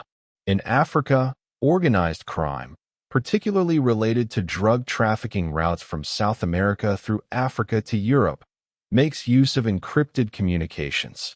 However, most African countries lack the technical capabilities and resources to conduct operations like EncroChat. They rely more on cooperation with European and American agencies. The EncroChat operation resulted in some arrests in African countries, based on intelligence shared by European authorities about criminal organizations operating across continents. But the operation also highlighted the digital divide in law enforcement capabilities. While European police can deploy sophisticated malware and conduct complex cyber operations, many African countries struggle with basic investigative resources. One of the most significant implications of EncroChat is how it's contributing to diverging global norms around privacy and surveillance. The European approach, relatively high privacy protections, GDPR, strict data protection laws, combined with sophisticated law enforcement capabilities. The approach is to use advanced techniques like EncroChat infiltration for serious crimes while maintaining oversight through courts and privacy regulators. The American approach, generally less stringent privacy protections than Europe, combined with very advanced law enforcement and intelligence capabilities. More willingness to use aggressive techniques, but still with some judicial oversight. The Chinese approach, extensive surveillance as state policy with minimal privacy protections. The focus is on comprehensive monitoring of communications rather than targeted operations against specific criminal networks. The developing world approach, often limited technical capabilities combined with variable legal frameworks. Sometimes high privacy protections on paper, but limited enforcement. Sometimes authoritarian governments with few privacy protections, but also limited technical capabilities. These different approaches create challenges for international cooperation. Evidence collected under one country's standards might not be admissible in another country. Legal processes that are acceptable in one jurisdiction might violate another's constitutional protections.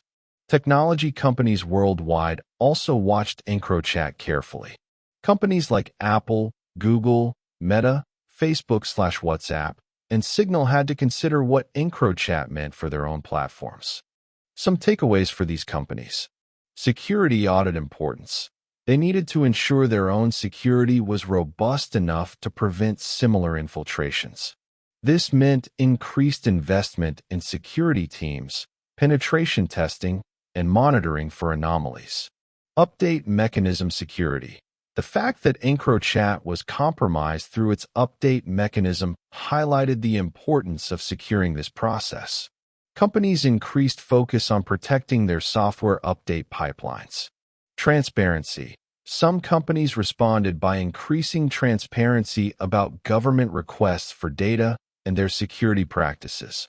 The idea being that public scrutiny makes it harder for covert compromises to occur. Resistance to backdoors. The EncroChat case actually strengthened some companies' resistance to building backdoors for law enforcement. They could argue that the EncroChat operation showed law enforcement doesn't need backdoors. They can use other investigative techniques. Improving encryption. Some companies responded by enhancing their encryption and security features, trying to stay ahead of law enforcement capabilities. The EncroChat operation had subtle but important diplomatic implications. European solidarity. The operation demonstrated effective cooperation among EU member states, which strengthened arguments for continued European integration and cooperation on justice and security matters. This was particularly significant given Brexit and other centrifugal forces in the EU. Transatlantic cooperation. The operation and sharing of intelligence with U.S. agencies strengthened transatlantic law enforcement ties. However, it also highlighted different legal standards between the U.S. and Europe regarding privacy and surveillance. North-South tensions. The fact that this was primarily an operation by wealthy northern countries targeting criminal networks that often operated in or through less developed countries created some tensions. Some countries felt they were being treated as junior partners or simply recipients of intelligence rather than equal participants. Technology transfer. Some countries requested access to the techniques and technologies used in the EncroChat operation. European countries had to balance the desire for international cooperation against concerns about these capabilities ending up in the wrong hands. International organizations like the United Nations Office on Drugs and Crime, UNOC, and Interpol have incorporated lessons from EncroChat into their guidance and training for member countries. They've emphasized the importance of international cooperation in combating organized crime. The need for legal frameworks that allow effective investigation while protecting rights. The value of technical capabilities in modern law enforcement.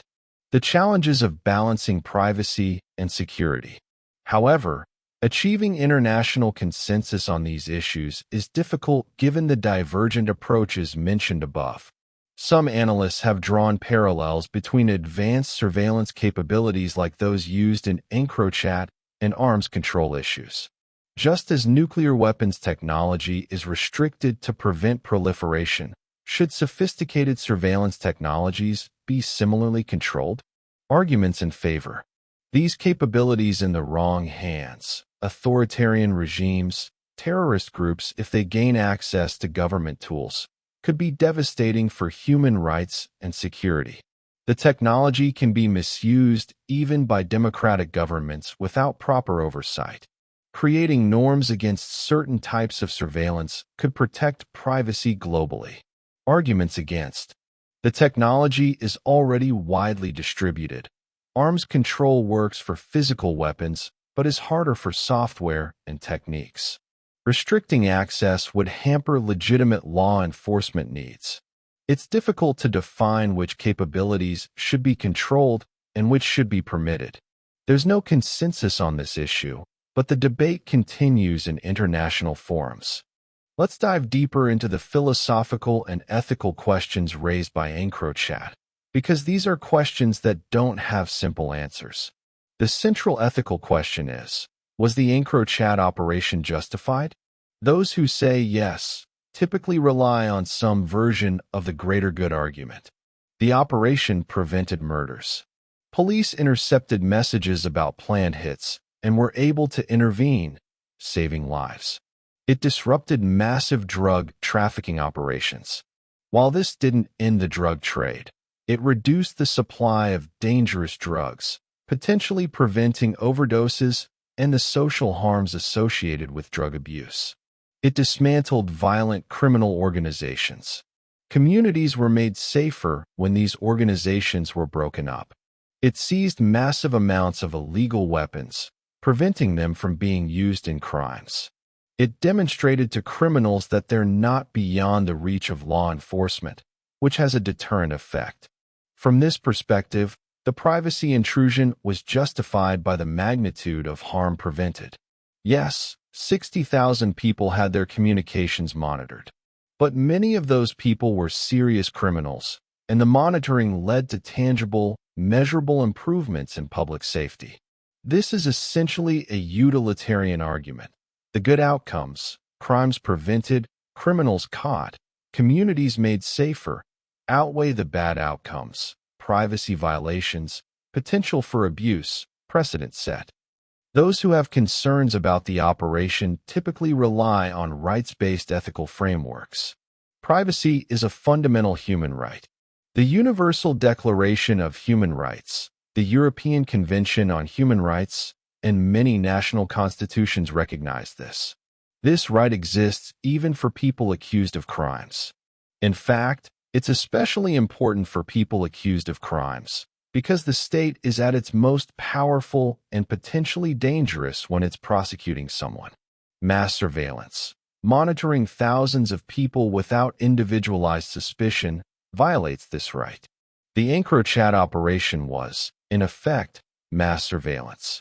Yes, it was targeted at users of a specific platform, but there was no individualized determination of probable cause before surveillance began.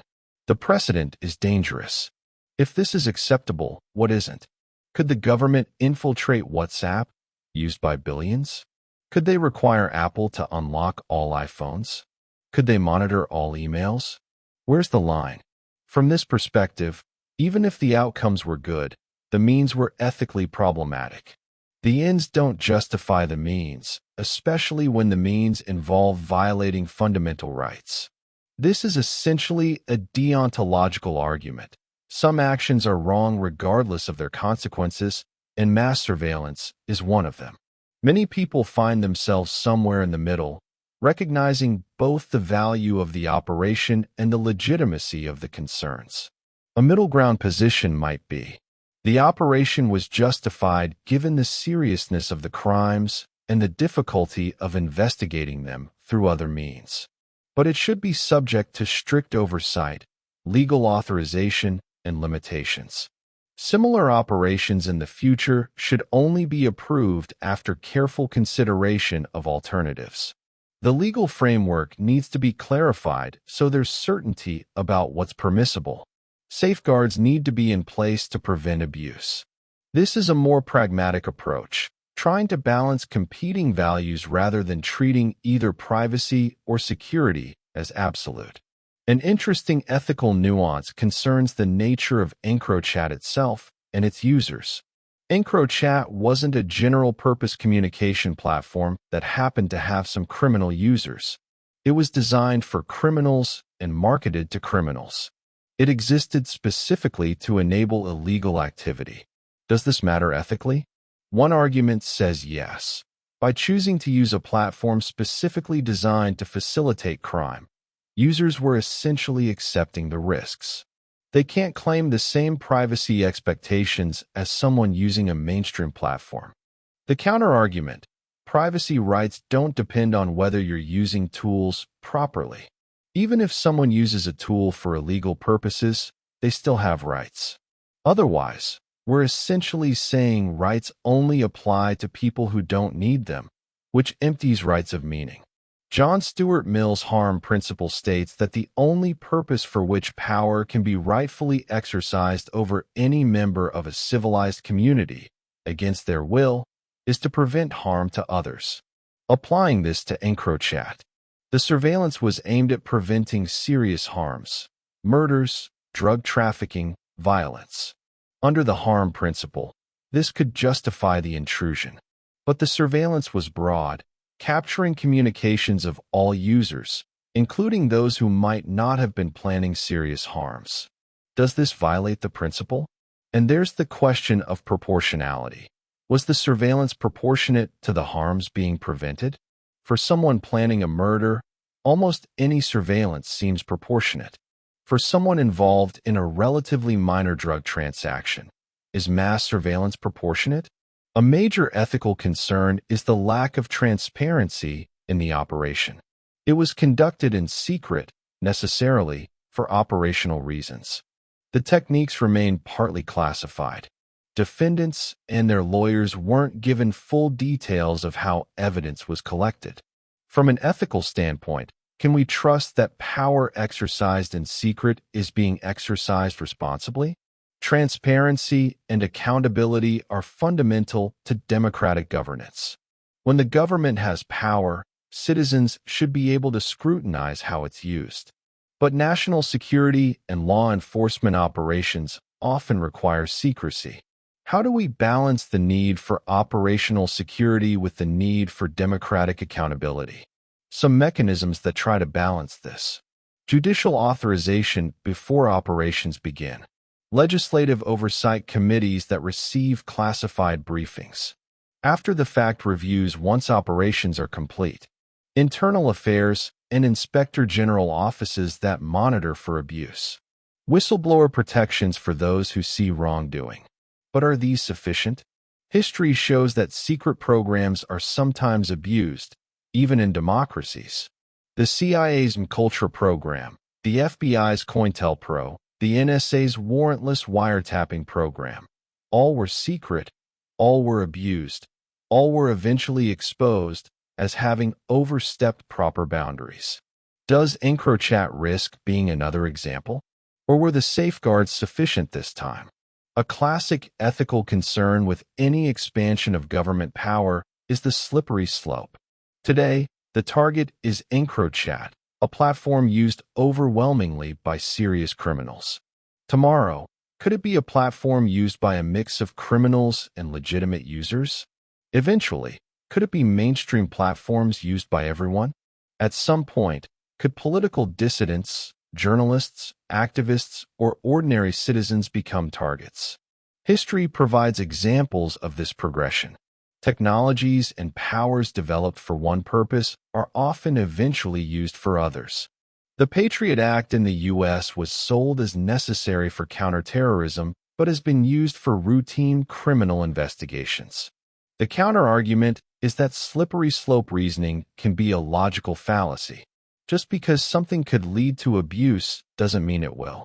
We can draw lines. We can have safeguards. We can say this far and no further. But drawing those lines requires vigilance, clear legal standards, and a commitment to civil liberties even when it's inconvenient. An important ethical consideration is whether less intrusive alternatives were available. Could the crimes investigated through EncroChat have been investigated through other means? Traditional detective work? Informants? Physical surveillance? If yes, then maybe the EncroChat operation wasn't necessary and therefore not justified. If no, if EncroChat had created a situation where criminals could operate with impunity because their communications couldn't be penetrated, then maybe more intrusive methods were necessary. Law enforcement argues that alternative methods were insufficient. Organized crime had become too sophisticated. Traditional techniques couldn't keep up. Critics argue that this underestimates traditional police work. Good detective work, cultivating informants, following the money. These techniques have caught criminals for generations. The truth is probably somewhere in between. Traditional methods can catch some criminals, but not all.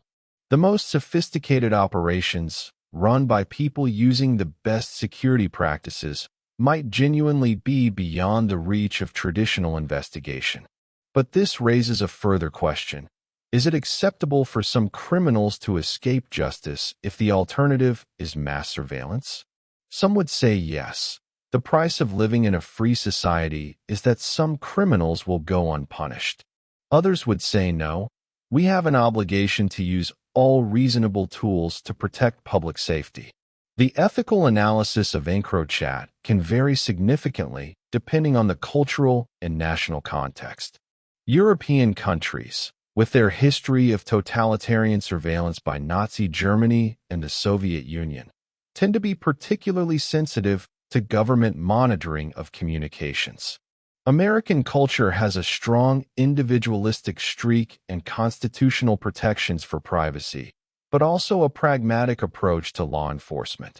Asian cultures might place more emphasis on collective security and less on individual privacy rights. What's considered ethically acceptable in one culture might be deeply troubling in another. This creates challenges for international operations like EncroChat, which crossed multiple jurisdictions with different ethical and legal standards. I want to pause here and acknowledge something. These are genuinely difficult questions without clear answers. I can present arguments on both sides, but I can't tell you definitively what's right. Reasonable, thoughtful people disagree. Someone who values civil liberties above all might look at EncroChat and see a dangerous precedent that must be opposed, even if it means some criminals go free.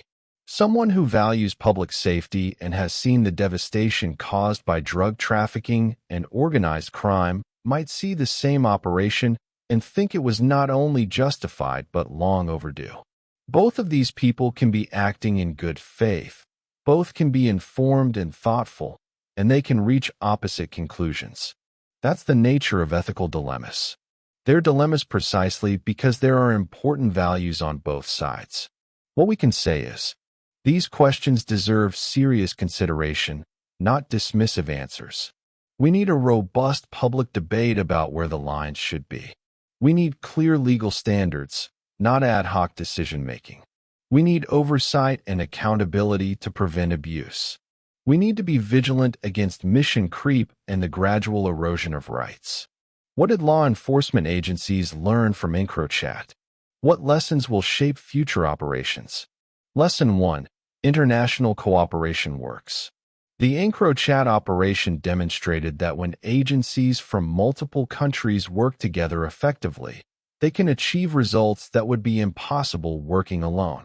This lesson has led to increased investment in international cooperation mechanisms, more joint investigation teams, more intelligence sharing through Europol and Interpol, more coordination of operations, Future operations will likely be even more international in scope, bringing together agencies from across the world to combat global criminal networks. Lesson 2. Technology matters. The operation showed that investing in technical capabilities, cyber expertise, malware development, data analysis, pays dividends. Law enforcement agencies are now prioritizing recruiting and retaining people with technical skills. They're partnering with tech companies and academic institutions. They're developing their own cyber capabilities. The days when detectives could rely only on traditional investigative skills are over. Modern law enforcement requires technical sophistication. Lesson 3. Patience and strategy. The EncroChat operation wasn't a quick raid. It was months of careful intelligence gathering before any arrests were made.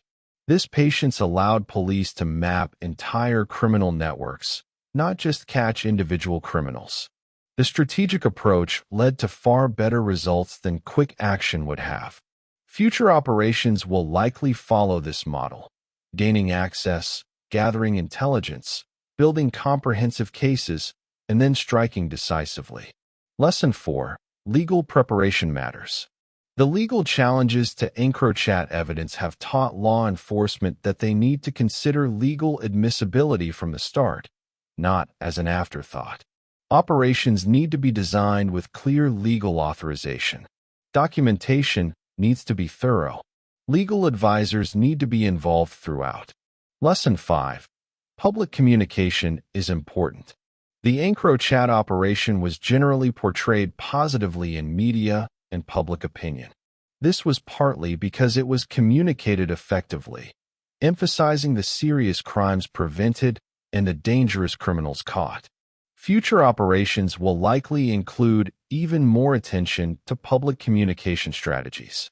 Criminals learned lessons too, though we shouldn't shed too many tears for them. Lesson 1. No platform is truly safe. The biggest lesson is that no communication platform can be trusted absolutely. Even platforms that seem secure can be compromised. This has made criminals more paranoid and cautious, which is good for society, even if it makes law enforcement's job harder. Lesson 2. Operational security is critical. Many criminals were caught not just because of EncroChat, but because they were careless, using identifying information, discussing crimes in too much detail, failing to compartmentalize information. Surviving criminals have become much more disciplined about operational security. Lesson 3. Diversify communication methods. Relying on a single platform is risky. Criminals are now using multiple platforms, switching frequently, and limiting what's discussed on any single platform. Lesson 4. The old ways still work. Some criminals have gone back to face-to-face meetings and other pre-digital communication methods. These are less convenient, but harder for law enforcement to monitor. Legitimate technology companies providing encryption also learned from EncroChat.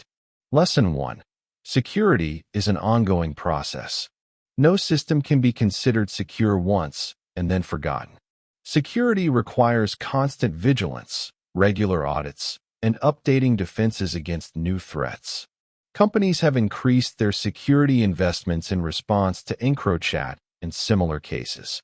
Lesson 2. Trust is fragile. EncroChat built a reputation for security over years, and it was destroyed in moments when the compromise became known. Companies know that a single security failure can destroy user trust. This makes security not just a technical issue, but a business-critical issue. Lesson 3. Transparency builds trust. Companies that are open about their security practices, that publish transparency reports about government requests, and that subject themselves to independent audits tend to maintain more user trust. After EncroChat, companies have become more transparent as a way to differentiate themselves from platforms that operate in the shadows. Lesson 4. The threat model must include nation-state actors. EncroChat's security might have been sufficient against typical hackers or criminal competitors. But it wasn't sufficient against a well-resourced, sophisticated government operation. Companies now have to consider nation-state level threats, which require much more robust security measures. Lessons for society. What should we as a society learn from EncroChat? Lesson 1. We need clear legal frameworks. The legal uncertainty around EncroChat evidence shows that our laws haven't kept pace with technology. We need clear legal standards for what types of electronic surveillance are permissible, under what circumstances, with what authorization, and subject to what oversight. This requires legislative action, not just case-by-case judicial determinations. Lesson 2. Encryption isn't going away. Some people hope that operations like EncroChat would lead to weakening or banning strong encryption. That's not going to happen. Encryption is too important for legitimate purposes, protecting financial transactions, securing medical records, and enabling private communication. Society needs to accept that strong encryption is here to stay and figure out how to balance its benefits with law enforcement needs. Lesson 3. Oversight and accountability matter. Given the powerful capabilities demonstrated by EncroChat, we need robust oversight to ensure these capabilities aren't abused.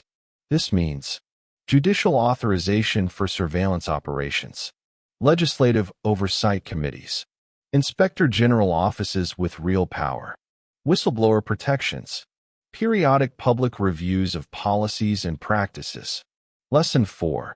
The balance between security and privacy requires constant attention. There's no permanent solution to the tension between security and privacy.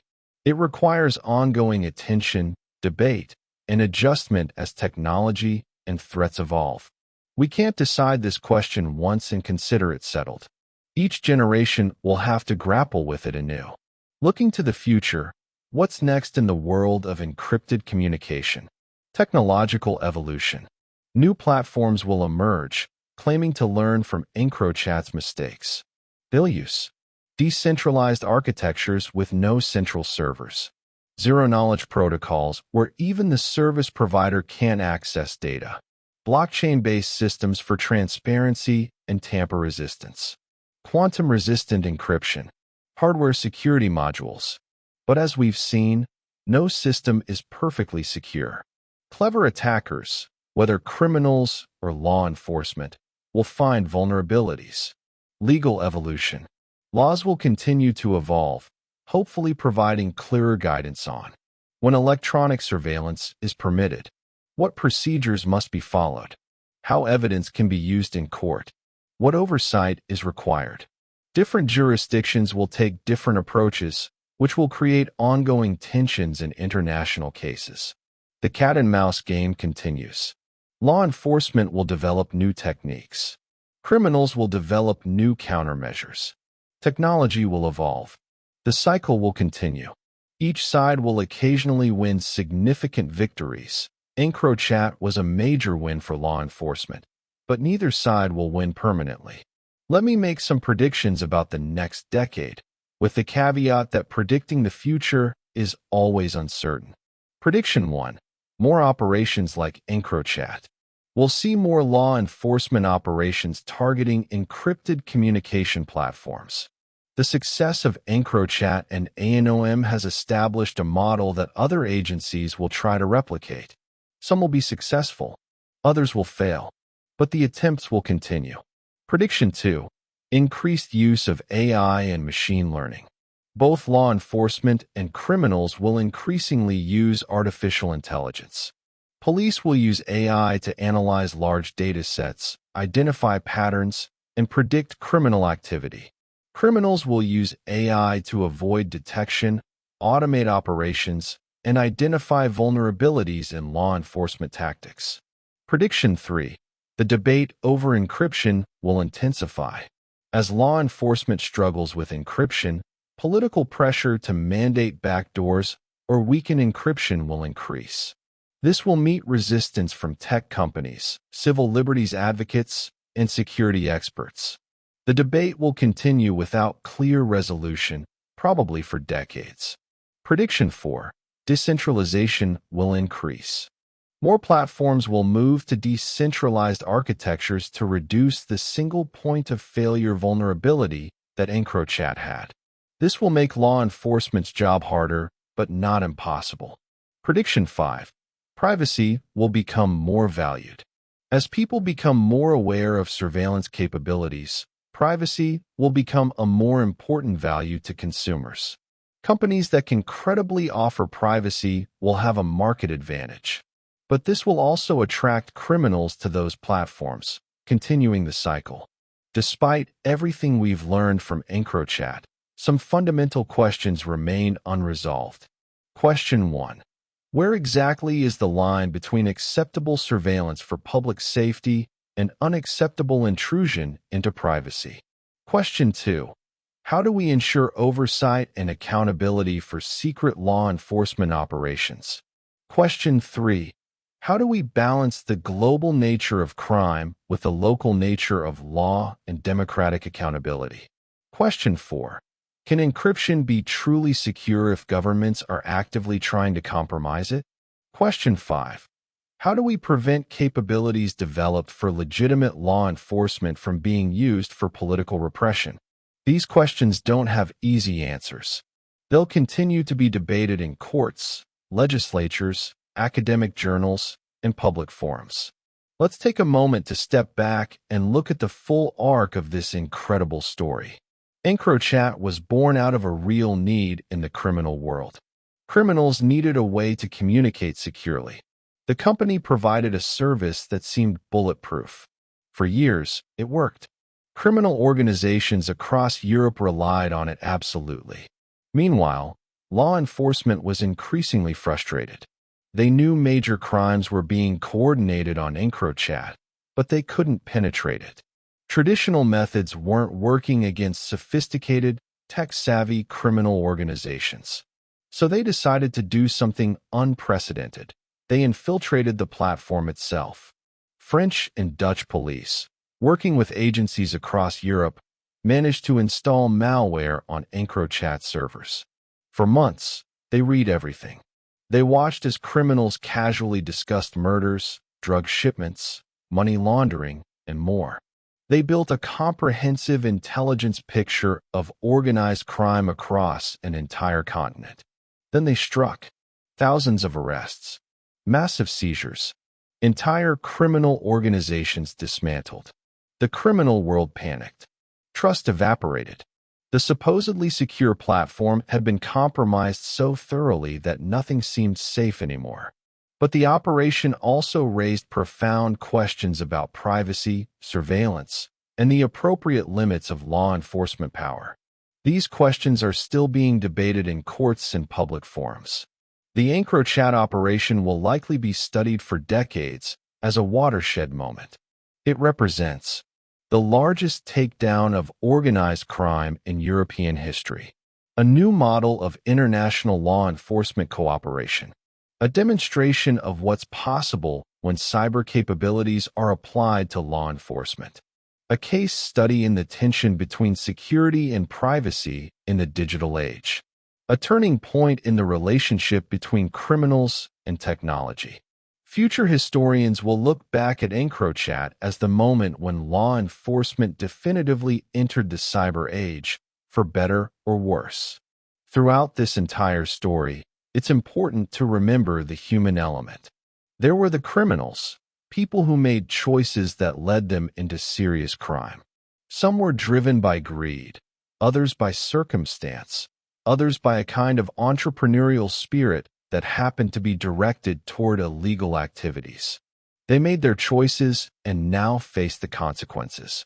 There were the victims, people harmed by the crimes coordinated through EncroChat, families destroyed by drugs, victims of violence, communities plagued by crime. For them, EncroChat represents justice delayed but finally delivered. There were the law enforcement officers, detectives, analysts, technical experts, prosecutors, who worked countless hours to make the operation successful. They believed they were protecting society and fighting serious crime. There were judges and lawyers grappling with unprecedented legal questions, trying to balance competing values and apply law to situations it wasn't originally designed for. There were technology experts on both sides, those who built EncroChat's security and those who broke it, engaged in a high-stakes technical battle. And there are all of us, ordinary citizens who have to live in a world where powerful surveillance capabilities exist, where serious crime is a real threat, and where the balance between security and privacy is constantly being negotiated. If you're watching this video, you might be wondering, what does EncroChat mean for me personally? For most people, the direct impact is minimal. You're probably not a criminal using encrypted phones to coordinate drug trafficking.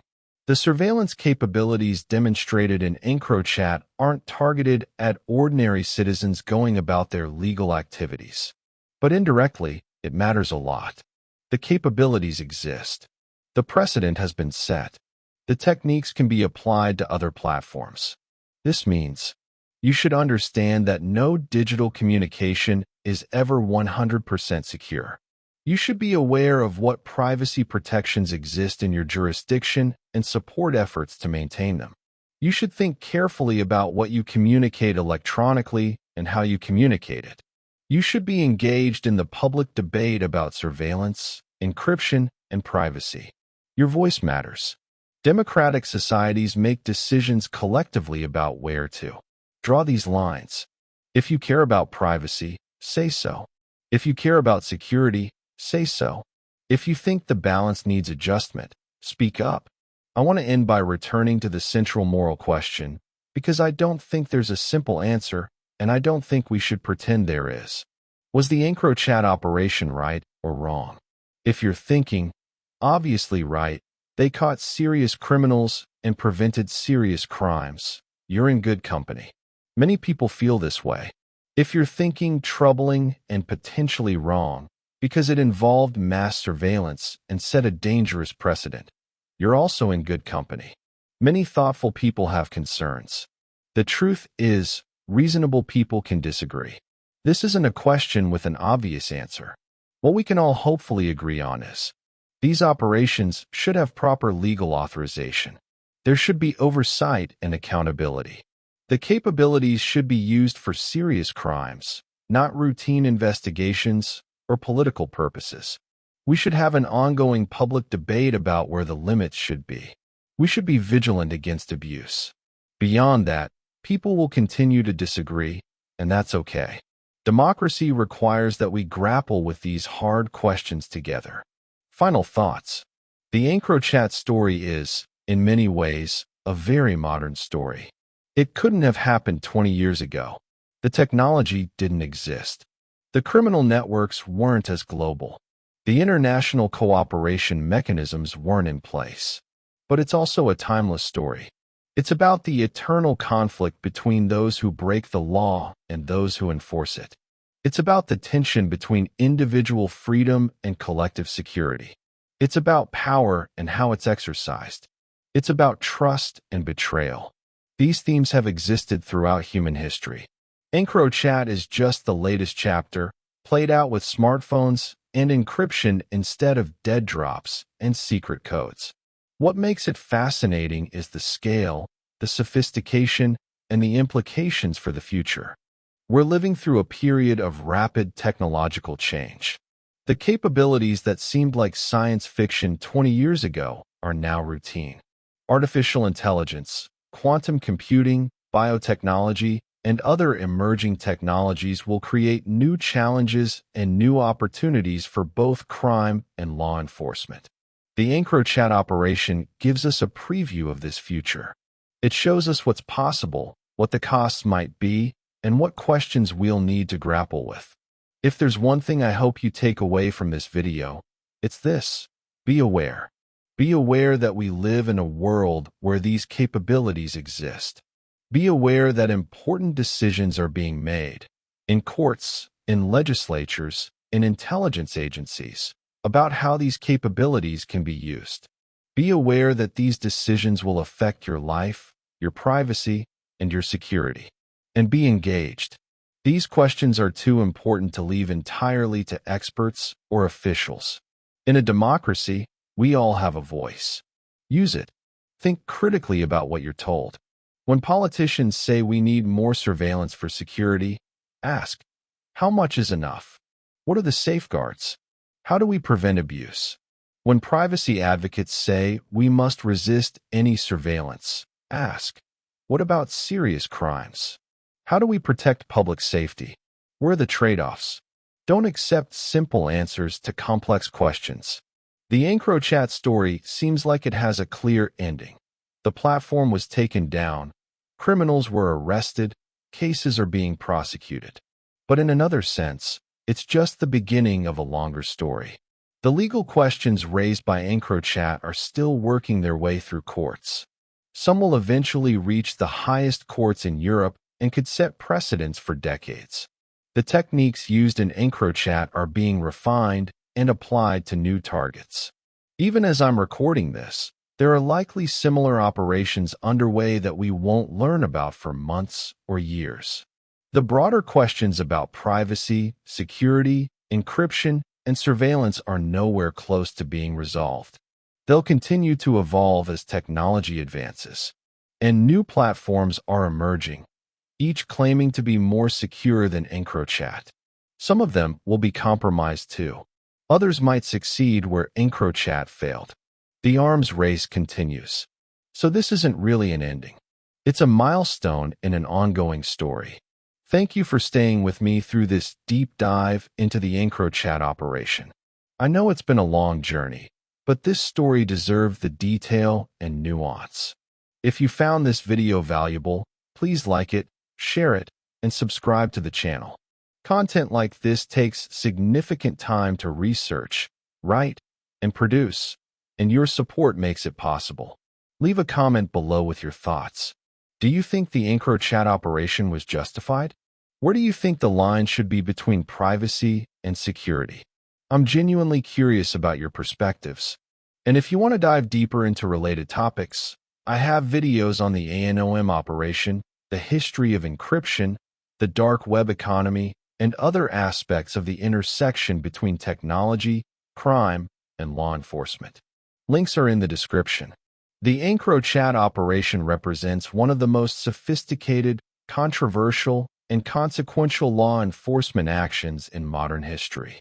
Thousands of criminals arrested, countless crimes prevented, entire criminal organizations dismantled. By these measures, it was an extraordinary success. But it also represents an expansion of surveillance capabilities that has profound implications for privacy and civil liberties in the digital age. We can acknowledge both of these truths simultaneously. The operation had real benefits and real costs.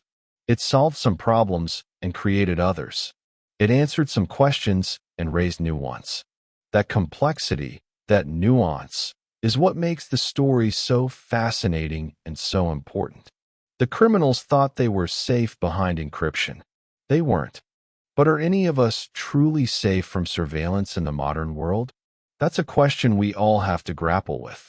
The EncroChat operation showed us what's possible when law enforcement agencies are determined, resourceful, and technically sophisticated.